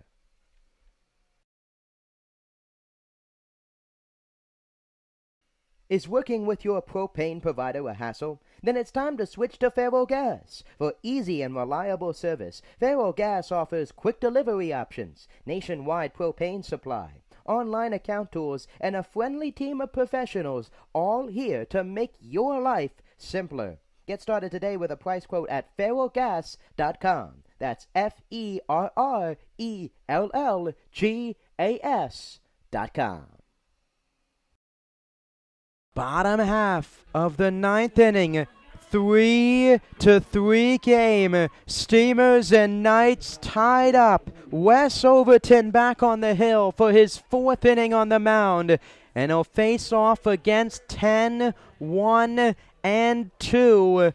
Luke Myers, Jackson Ellison, and Davis Halstead. Steamers looking to walk it off. And the first pitch to Myers is fouled off. It's 0-1. Steamers last night in Game 2 to stave off elimination. Loaded the bases against Scott McDonough in the 9th and scored the winning run on a bases loaded walk by Halstead as the 0-1 is high. It's 1 ball and 1 strike. Looking to do a similar thing here tonight. 1-1, and the pitch. Fastball popped up first base side, and he'll get out of play. 1-2. Myers 0 for 2 with a walk and a strikeout tonight. A frustrating night at the plate for Luke Myers, looking to come through here in the 9th. Overton the sign, and the pitch. Swung on, popped up on the infield. Playable for Holland, just outside of second, and he makes the catch. 1 out here in the bottom of the 9th inning. And now Jackson Ellison to the plate. And players, how old the players are. Collegiate League, ranging from high school graduates like Hank Downham, Jackson Ellison, who's stepping up to the plates. Who's graduating college as well after finishing their final year of eligibility. Jackson Ellison, and the first pitch squares around a bunt, pops one up foul down the third base line. Any kind of way to get a base runner on here in the 9th as Ellison squares it around. Second straight at bat, trying to get a bunt down. Jackson Ellison 0 for 4 tonight. 1 strikeout in the 9th last night. A hit batter with 2 on that brought Halstead, who's on deck, to the plate. And the 0-1, low and in. It's 1 ball and 1 strike. Again, extra innings if the Clams cannot win it in the 9th. Start a clean slate, no added base runners. Play will continue till the ball game is settled. As the 1-1 pitch is on the inside corner, it's 1-2. Game 3 of a 3-game series. Winner to play the Tarboro River Bandits tomorrow night. The loser is done for the rest of the season. The 1-2 pitch swung on, grounded through the hole on the right side of base hits. In the right field, Jackson Ellison with a 1-out hit in the 9th for the Steamers. And the winning run is on for Davis Halstead. A fastball on the inner half. Ellison grounds it into right. And now Davis Halstead 0 for 1. 3 walks since his strikeout in his first at-bats. His 1 RBI as Gabe Kirk waits on deck. Action again in the Knights bullpen. Some light tossing taking place. 1 out.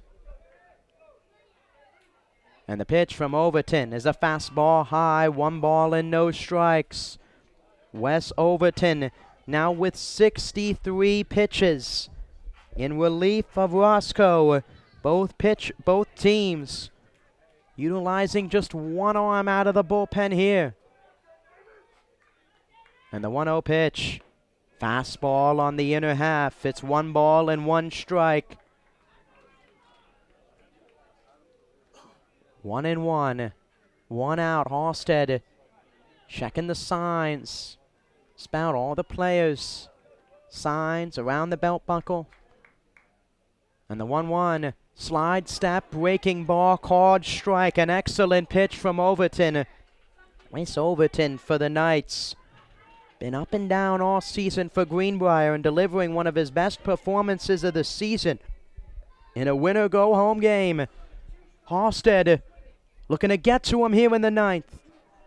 And the 1-2, fastball way outside. It's 2 balls and 2 strikes. Talking with Halstead on the broadcast a few days ago. That stance, like the Hall of Famer Jeff Bagwell. Legs spread apart. Bent at the legs. Shrinking the zone for Overton. And the 2-2. Breaking ball low. Gets behind McLeod. And Ellison will get up into scoring position. The winning run is out at second base. And it's a full count to Davis Halstead. Overton spiking one into the dirt. And now a hit to the outfield should give the Steamers the game. 3 balls and 2 strikes. Hold on the right side of the infield. With Holland roaming around second. 3 balls and 2 strikes and the pitch. Swung on, grounded, right back up the middle, off of the glove of Overton. Throw to first is in time. A great play by the second baseman Joshua Holland on a ball up the middle. And now there's 2 outs. Ellison to third. And now Gabe Kirk to the plate. Last night it was Kirk and Halstead. Tonight, shaping out to be what could be Halstead and Kirk again. Gabe Kirk tonight, 1 for 3, a double, a sac fly, grounded out his last time. And time is called. And going out to the mound, might try and walk Kirk for Ty Johnson on deck, the cleanup hitter. That's in the possibility. 6-game hitting streak for Kirk. Feel like that's on the mind of the coaching staff for Greenbrier. Talking it over with Overton on the mound as Gabe Kirk talks with Hill and Johnson in the on-deck circle. Jackson Ellison, a 1-out single to right. Went to second base on a pass ball. And went to third on a ground out by Davis Halstead. Marco Talon going out to the mound to break up the pitching conference. 2 outs. Bottom of the 9th inning. Game 3 of the PCL semifinals. Gabe Kirk up, looking to send his squad to the finals. 2 outs. And the pitch. Fastball high and away. It's 1 ball and no strikes. Fans on the edge of their seats here in Edenton. Ellison at third.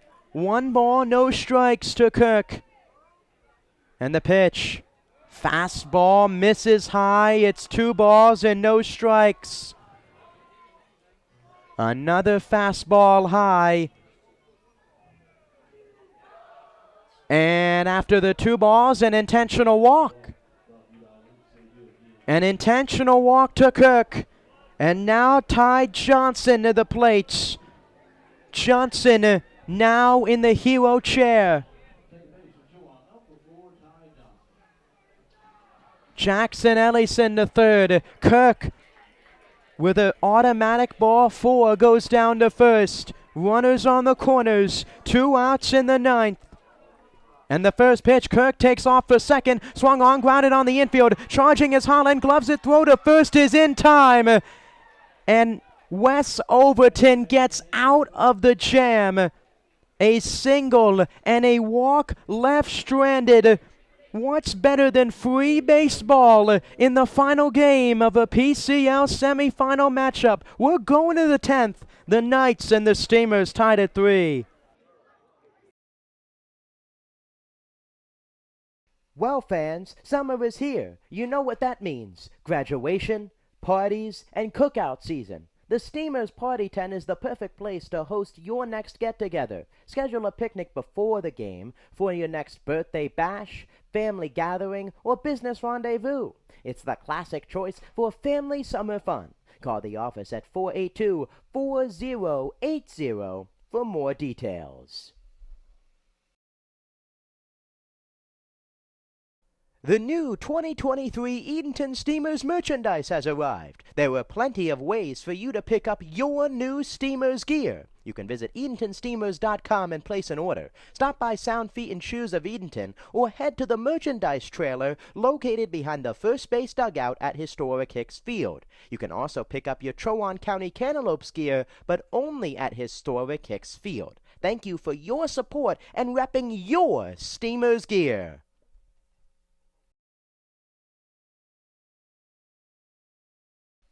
Is your kid a fan of the Clam? Why not sign them up for the Steamers Kids Club, presented by Weatherly Insurance? Membership is free for all kids ages 12 and under. They receive 4 free tickets, a club t-shirt, a discount to baseball camp, an invitation to an exclusive meet and greet event with the players, and much more. You can visit EdentonSteamers.com and download a registration form today. Welcome back to historic Hicks Field. Top half of the 10th inning. All 9 couldn't decide this final game of the PCL semifinals. Corbin McLeod, Luke Uff, and Jordan Hill against Chris Morris, who continues on the mound into extras. His 4th inning out of the pen. And the first pitch from Morris to McLeod is lined up the middle, a base hit. Paget gonna go into right center field, and he misplays it. McLeod going up to second. The throw in is not in time. And the Knights have a runner in scoring position. A misplay in center field by Drifton Paget, who has been stellar in center field all season. His first error of the season couldn't have come at a worse time. And now Corbin McLeod at second base. Luke Uff at the plate, who has come through once already with runners on. He squares around and takes a pitch high. It's 1-0. Gabe Kirk about even with the pitcher's mound. Not even playing a decoy. Kirk coming right up. Garza even with the bag at third. 1 ball and no strikes. And the pitch bunted in front of the plate, and it hit off of O. And it went foul. Home plate umpire Mark O'Talon pointing to the ground, meaning the ball went foul before it went into fair territory. 1 ball, 1 strike. Out at second is McLeod, a single, and then went to second on an error. 1-1, fastball high. It's 2 balls and 1 strike.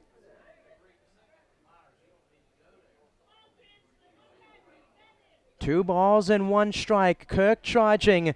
Johnson shaded towards first, playing the bunt, and the 2-1. Bunted down by O. Morris fields it, looking to third, throw there, and he got him. A heads-up play by Chris Morris. They get the lead runner in McLeod, and there's 1 out. Going to first base is O. The bunt was too strong. Morris fielded it and threw out McLeod at third base. And now Jordan Hill to the plate with 1 out and 1 on. Excellent play by Chris Morris.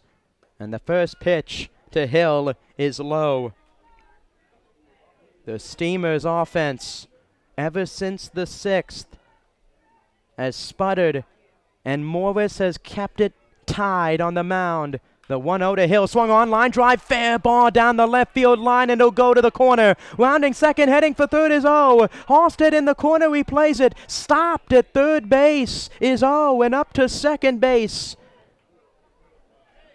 is Jordan Hill, his second extra base hit of the game. And now the Knights are in business, and now that out at third is massive for the Steamers. A fielder's choice by O went to first. A double by Jordan Hill. A 2-run home run and now a double in the 10th. Infield now in for the Steamers with Joshua Holland at the plate. And the first pitch from Morris to Holland, a big cut and a miss. It's 0-1. The top of the order and Trent Hanchey looming.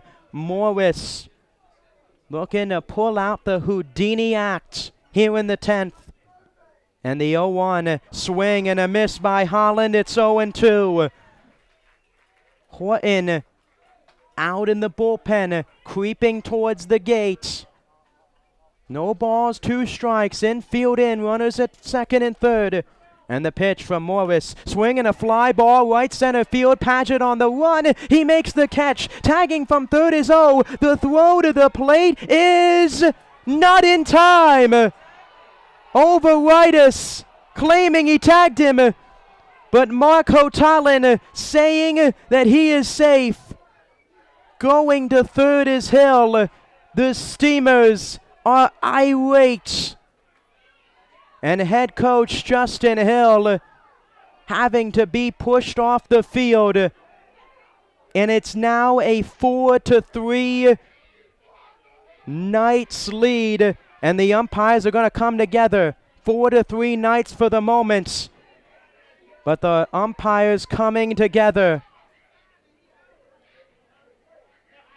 Drifton Paget would be his second put out of the plate of the series. Overitis coming up to field it. And safe is the call. A tag up. The ruling on the field is upheld. And the Knights have taken the lead. And head coach Justin Hill coming out and talking with Mark Hotalin. Overitis moving up the line, trying to apply the tag to O on the run. Head coach Justin Hill trying to explain that Overitis was going into O and making contact with him. And the Steamers are pointing to third base. But Mark Hotalin standing strong on his call. The throw over to third. And out the call. The early tag going from O. They appeal to third base. And a double play. And excitement for the Steamers. And the Knights are stunned. What a turn of events. And Chuck Slaughter now going out. Unbelievable. 3-3 game going to the bottom of the 10th. Pandemonium here in Edenton. And Slaughter has been thrown out, tossing dirt on the umpire. We're going to head to a break. 3-3 game. We head to the bottom of the 10th.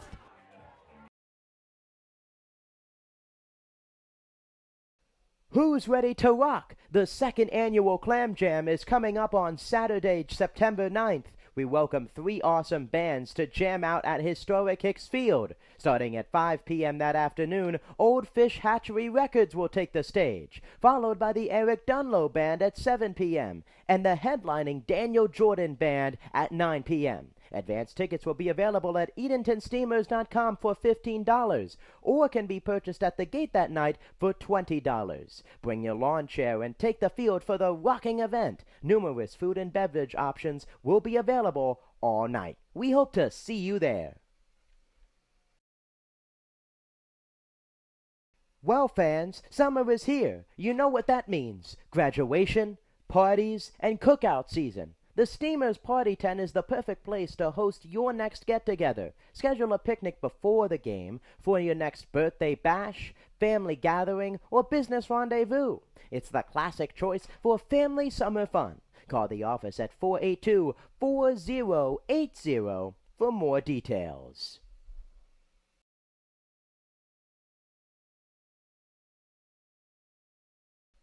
Is your kid a fan of the Clam? Why not sign them up for the Steamers Kids Club, presented by Weatherly Insurance? Membership is free for all kids ages 12 and under. They receive 4 free tickets, a club t-shirt, a discount to baseball camp, an invitation to an exclusive meet and greet event with the players, and much more. You can visit EdentonSteamers.com and download a registration form today. Welcome back to the bottom of the 10th inning. So much taking place in the top of the 10th. 2 runners on, 1 out. A fly ball by Holland to right center field. Luke O tagging from third. The throw to the plate. Coming in to score was O. He scored. No tag, but Luke O tagging up early. The appeal to third after frustration for the Steamers, the run scoring for the Knights, and then it completely switched. The out at third, head coach Chuck Slaughter irate in the dugout, arguing with third base umpire Freddie Rivera, who then proceeded to toss him from the ball game. Head coach Chuck Slaughter ejected from the game, and now they're going to go over and head coach Chuck Slaughter still roaming around the dugout. Might have to remove him. All in all, the sides completely switching. A tag up from right field, from right center field on the catch from Paget. The throw to the plate. Overitis did not apply the tag. The run scored, but O left early. And now Freddie Rivera motioning. And now they're telling him to leave. And now another scuffle going on between the Knights assistant coaches coming out to talk with Freddie Rivera. Tension all series between the umpires and the coaches for the Knights. As Wes Overton now just lightly tossing with his infielders. And cooler heads trying to prevail here. Really nowhere for Slaughter to go. Over in the dugout. The Knights coming all separately today. No bus for him to go to. And now a delay on the field. Head coach Chuck Slaughter getting tossed in the top of the 10th after an appeal to third that Luke O left early. Want to step aside, a quick break. Heading to the bottom half of the 10th inning.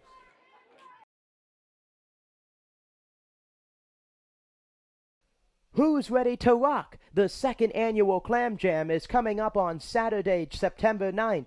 We welcome 3 awesome bands to jam out at historic Hicks Field. Starting at 5 p.m. that afternoon, Old Fish Hatchery Records will take the stage, followed by the Eric Dunlow Band at 7 p.m. and the headlining Daniel Jordan Band at 9 p.m. Advance tickets will be available at EdentonSteamers.com for $15 or can be purchased at the gate that night for $20. Bring your lawn chair and take the field for the rocking event. Numerous food and beverage options will be available all night. We hope to see you there.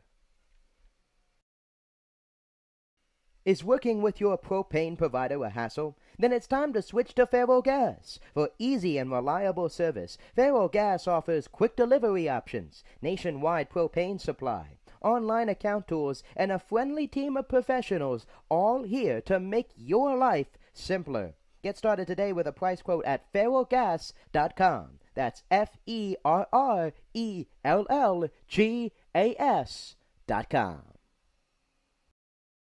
Welcome back. The air has cleared here at historic Hicks Field. Tate Abbott in there, swings at the first pitch, pops it third base line over towards the fence, and it goes out of play. And it's 0-1 to Tate Abbott. Another ejection being made. The Knights down to just Dustin Slaughter is their final coach. Both Chuck Slaughter and David both ejected from the ball game between innings. And the 0-1 pitch to Overton to Tate Abbott is low and in. It's 1 ball and 1 strike. Abbott, his second at-bat. He struck out his first time, pitch hitting for Giomar Santana. Bottom of the 10th, 3-3 game, and the 1-1 swing and a miss. Foul at the plate, and it's 1-2.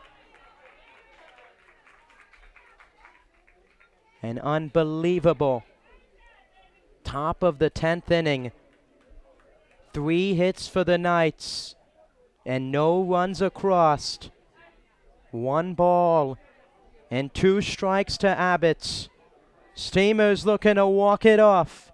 And the 1-2 is in there, called strike 3. Abbott goes down on strikes to start the 10th. Second strikeout of the game for Abbott. Overton in his 5th inning of work gets his 4th strikeout. And now Tyler Overitis, who's 0 for 4 with 2 Ks himself, flied out to right his last time.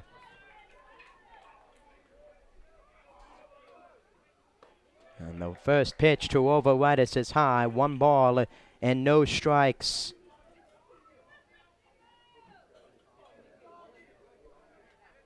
One and 0. And the pitch to Overitis is on the inside corner. It's 1 ball and 1 strike.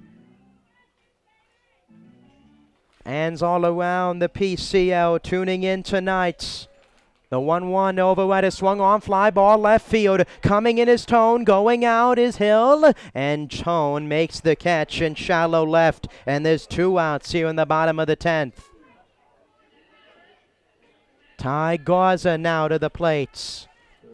River Bandits watching for their next opponent. Steamers and Knights fans watching nervously in a 3-3 tie. And the first pitch to Ty Garza is a fastball high. Garza doubling in the 8th inning. Was left stranded over at third base. The Steamers have struggled with runners on tonight. The 1-0.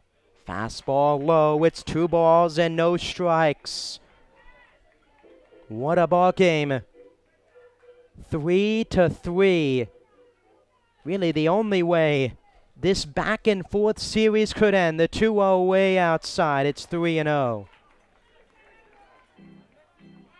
Greenbrier Knights and the Edenton Steamers, the 1 seed and the number 4 seed in the PCL playoffs. 3 balls and no strikes, and the pitch to Garza is a fastball high, ball 4. And the winning run is on base for the Steamers in the 10th.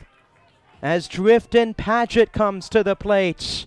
Paget with the throw to the plate in the top of the 10th. That did not get in time at the plate, but after an appeal to third, Luco tagged up early. He has 2 hits, a run scored, and an RBI. Has hit in his last 2 at-bats. And the first pitch to him is a fastball in there for a strike. It's 0-1. 2 ejections in the middle of the 10th to 2 out of the 3 Knights coaches. And the 0-1 pitch to Paget, swung on, fly ball right field. Playable for Miller, who runs in, and he makes the catch to end the inning. Steamers strand 1 on a walk. We're going to 11. 3-3. Knights and Steamers still tied. We go to the top of the 11th here at historic Hicks Field.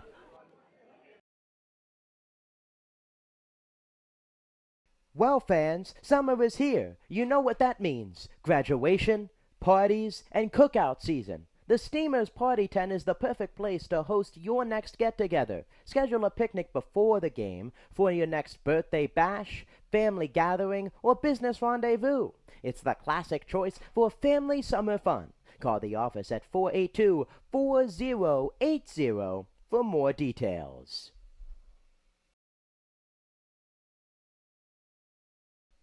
Is your kid a fan of the Clam? Why not sign them up for the Steamers Kids Club, presented by Weatherly Insurance? Membership is free for all kids ages 12 and under. They receive 4 free tickets, a club t-shirt, a discount to baseball camp, an invitation to an exclusive meet and greet event with the players, and much more. You can visit EdentonSteamers.com and download a registration form today.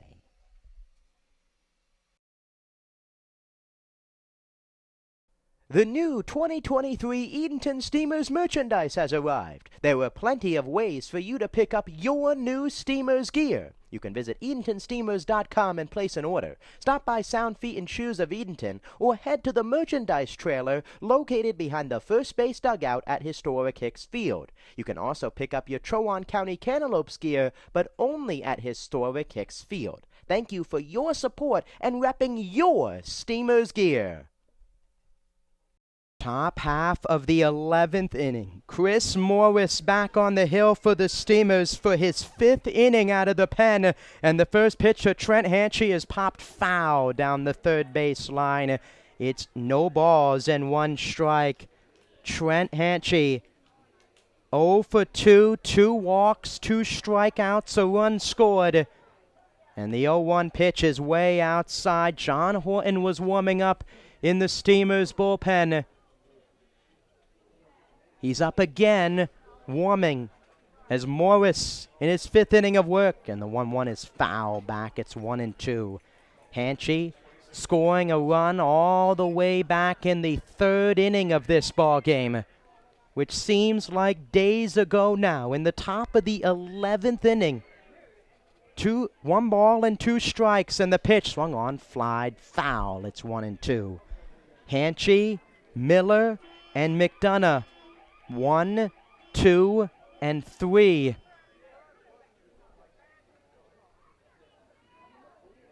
One ball, 2 strikes, and the pitch. Check swing, appeal to third. No swing by Freddie Rivera, and it's 2-2. Dustin Slaughter over at third base. Now the only coach left for the Knights is a player over at first base. Looks to be number 4, Nick Leghorn. But a man first base. And the 2-2 breaking ball, missed high, ball 3 as Overitis once again set to throw it around. And now the count is 4 to Hanchy. Morris the 3-2. Low and in, ball 4, and Morris walks Hanchy. And now the go-ahead run for the Knights is back on first base. The Knights put 2 in scoring position in the 10th before the wild throw to the plate sequence. And now Miller to the plate. Squares around, bunts it in front of the plate. Overitis fields it, bobbles it, and he has no play. An error gonna go against Tyler Overitis. The bunt popped in front of the plate. And both runners are safe. For the RBI man for the Knights, Scott McDonough. 2 for 3 with an RBI and a walk. Corners are in.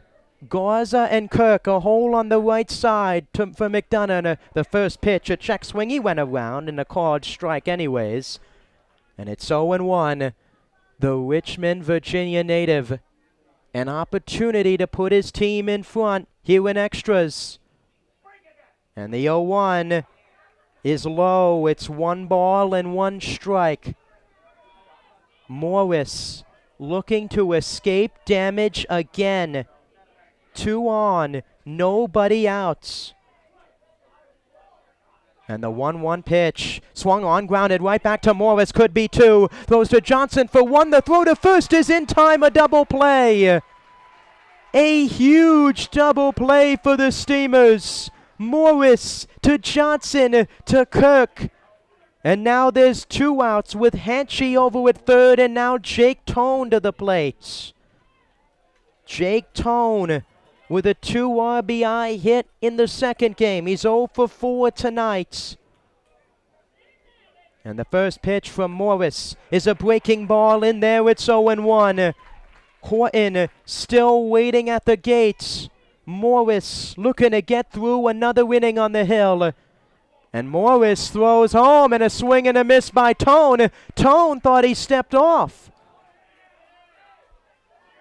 And the Knights bench frustrated. Morris stepped towards the plate. No balls and 2 strikes now. A slow pitch.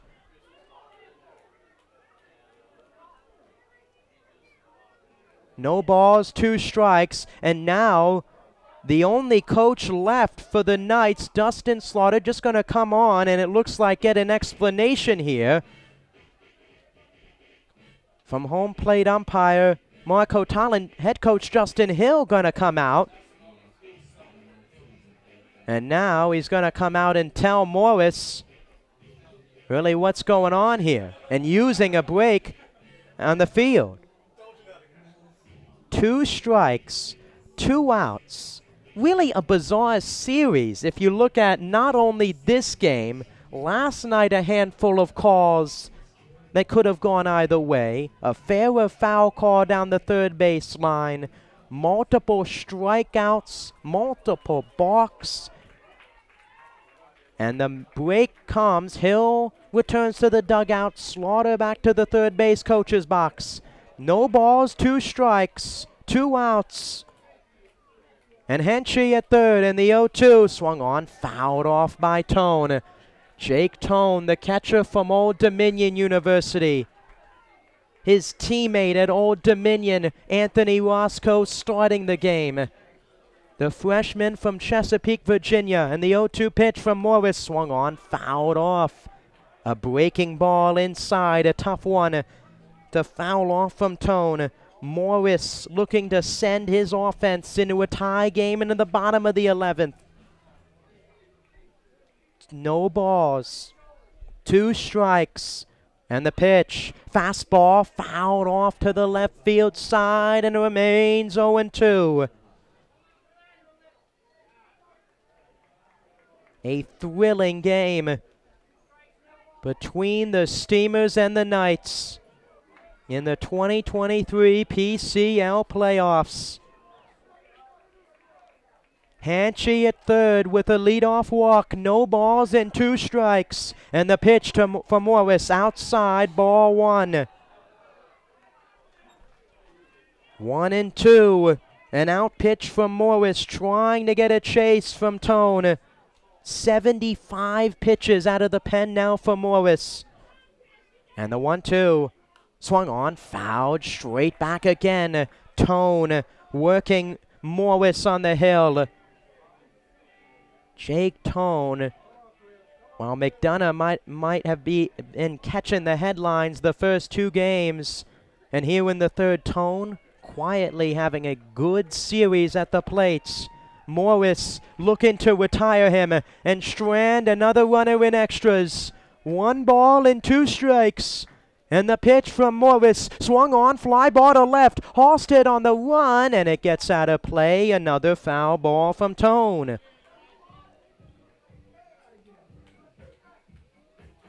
8 pitches now in this at-bat between Morris and the number 4 hitter for the Knights. In the top of the 11th inning, 3-3 ball game. The Knights haven't scored since the 3rd. The Steamers haven't scored since the 6th. And the 1-2 pitch from Morris, swung on high, chopper on the infield. Johnson coming over, fielded, throw to first, is not in time.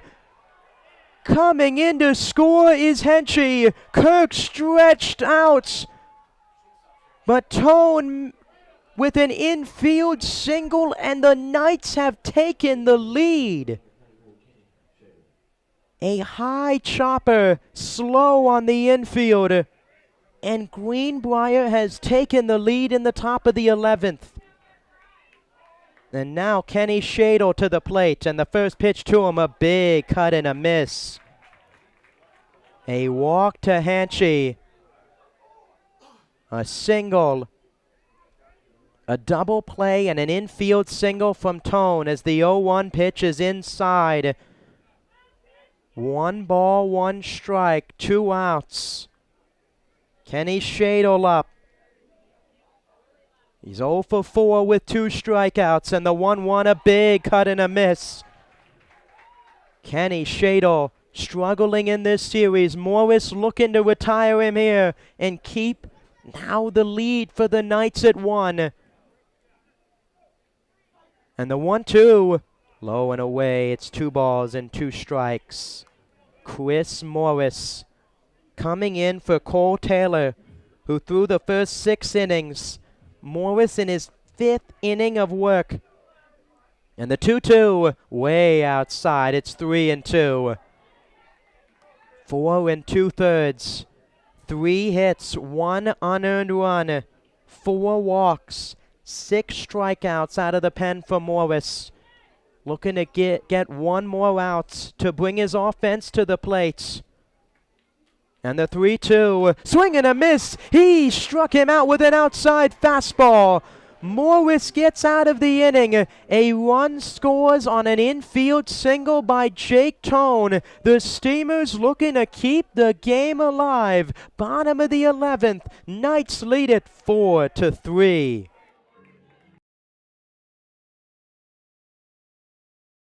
Well, fans, summer is here. You know what that means. Graduation, parties, and cookout season. The Steamers Party Tent is the perfect place to host your next get-together. Schedule a picnic before the game for your next birthday bash, family gathering, or business rendezvous. It's the classic choice for family summer fun. Call the office at 482-4080 for more details.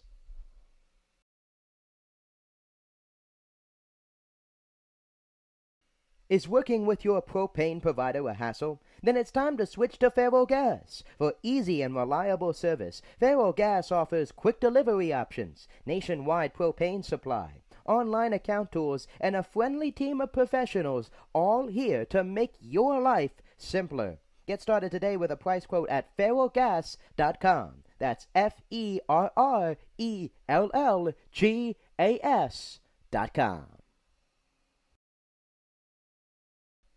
Is your kid a fan of the Clam? Why not sign them up for the Steamers Kids Club, presented by Weatherly Insurance? Bottom half of the 11th inning, now a 4-3 game. The Knights in front on an RBI single by Jake Tone, an infield single. Nate Paulson, Luke Myers, and Jackson Ellison, the final chance against Wes Overton. And the first pitch of Paulson, lined in the air to left, on the run and off the ball is Tone, plays it on a hop, and a long single for Nate Paulson, who's over at first. And the tying run is on. The winning run comes to the plate. Wes Overton still on the hill. Wes Overton in his 6th inning. Paulson lining a missile off the wall in left field. His first hit of the game. And now Luke Myers 0 for 3 with a walk and a strikeout. The Cardiac Clams looking to come through in the 11th. And the first pitch to Myers is popped up foul behind the plate. McLeod giving it a look, and it gets out of play. No balls and 1 strike to Myers. The tying run over at first. The winning run at the plate. Jackson Ellison waiting on deck. He's 1 for 5. And the 0-1 pitch. Paulson taking off. Myers swinging and fouling the 0-1 pitch off. Another hit and run dialed up by head coach Justin Hill here in the 11th. Myers swinging away on the 0-1, fouling it off. Wes Overton trying to get the final few outs for the Knights. The Steamers looking to come back here in the 11th. And the 0-2 to Meyer. Swung on, line drive, left field coming in is Tone, and he'll play it on a hop. Back-to-back hits for the Steamers in the bottom half of the 11th. And now the tying and winning runs are on base with nobody out. Jake Tone in left, shaded straight away. Came over and played it on a hop. And now Dustin Slaughter gonna come out to the mound, the only coach left for the Knights. You have to wonder, is this a move or is this a conversation for Overton? Multiple guys warming in the pen. Do they elect to go with a change? With 2 on, Ellison coming up. 4-3 Knights in front. The tying run in scoring position. The Knights going all the way back to the second. Scored 2 runs on a homer. Got a single in the third to go up 3-0. The Clams with 2 in the 5th. 1 in the 6th to tie it. And fast forward to the 11th. A run across for the Knights. And the mound visit broken up. A fist bump finishing it from Slaughter to Overton, putting trust in the right-hander from Heath, Ohio. The Steamers looking to win it as Jackson Ellison to the plate. Out at second is Paulson with a single to lead off the inning. Myers at first with a single. Ellison squares around a bunt. He gets it down foul down the third base line. Both of the teams playing small ball, trying to get runners over and in. Ellison trying to square around and get 2 in scoring position for Davis Halstead, who was the hero last night. No balls and 1 strike. Will perpendicular to the plate over at third, angled, trying to guard the bag. Over at first is McDonough creeping in.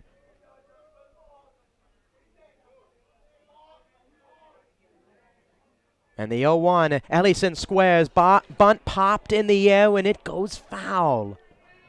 And it's now no balls and 2 strikes to Jackson Ellison, who has been the unsung hero for the Steamers all season. 15 games played, 10 hits, 286 average during the regular season, 5 RBIs, a double to go in there as well. A hit ties the game. No balls, 2 strikes. And the pitch, Ellison squaring around inside. Squared around, but Ellison pulling it back in time. And it's 1-2. Ellison looks to the sign card. Hill giving him instructions. Hill, the coach of Ellison in high school at Currituck County. 1 ball, 2 strikes, squaring around again, bunts it in front, goes to third, and a beauty. Throw to first is not in time. Ellison reaches, and the bases are loaded with nobody out. Holland trying to cover first. Off the mound was Overton, did not throw to third. And now a change being made. And Slaughter is coming out to talk with Overton as Davis Halstead set up. And Nate Paulson limping over around third base.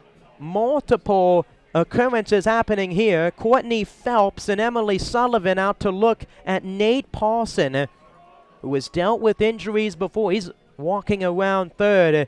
And a pitching change here in the bottom of the 11th with the bases loaded. Coming into the game for the second straight night. is right-hander Scott McDonough, this time to preserve a lead.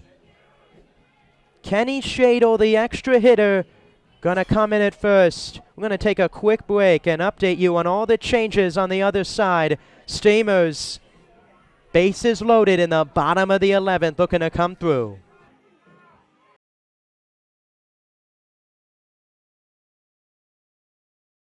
Who's ready to rock? The second annual Clam Jam is coming up on Saturday, September 9th. We welcome 3 awesome bands to jam out at historic Hicks Field. Starting at 5 p.m. that afternoon, Old Fish Hatchery Records will take the stage, followed by the Eric Dunlow Band at 7 p.m. and the headlining Daniel Jordan Band at 9 p.m. Advance tickets will be available at EdentonSteamers.com for $15 or can be purchased at the gate that night for $20. Bring your lawn chair and take the field for the rocking event. Numerous food and beverage options will be available all night. We hope to see you there.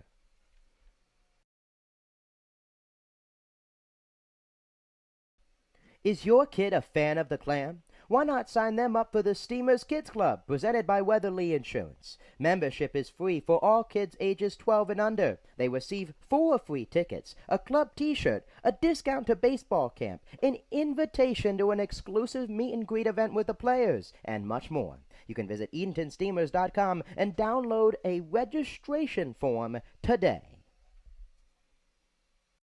Welcome back to historic Hicks Field. Scott McDonough warming up on the mound. It will be McDonough and Halstead, round 2.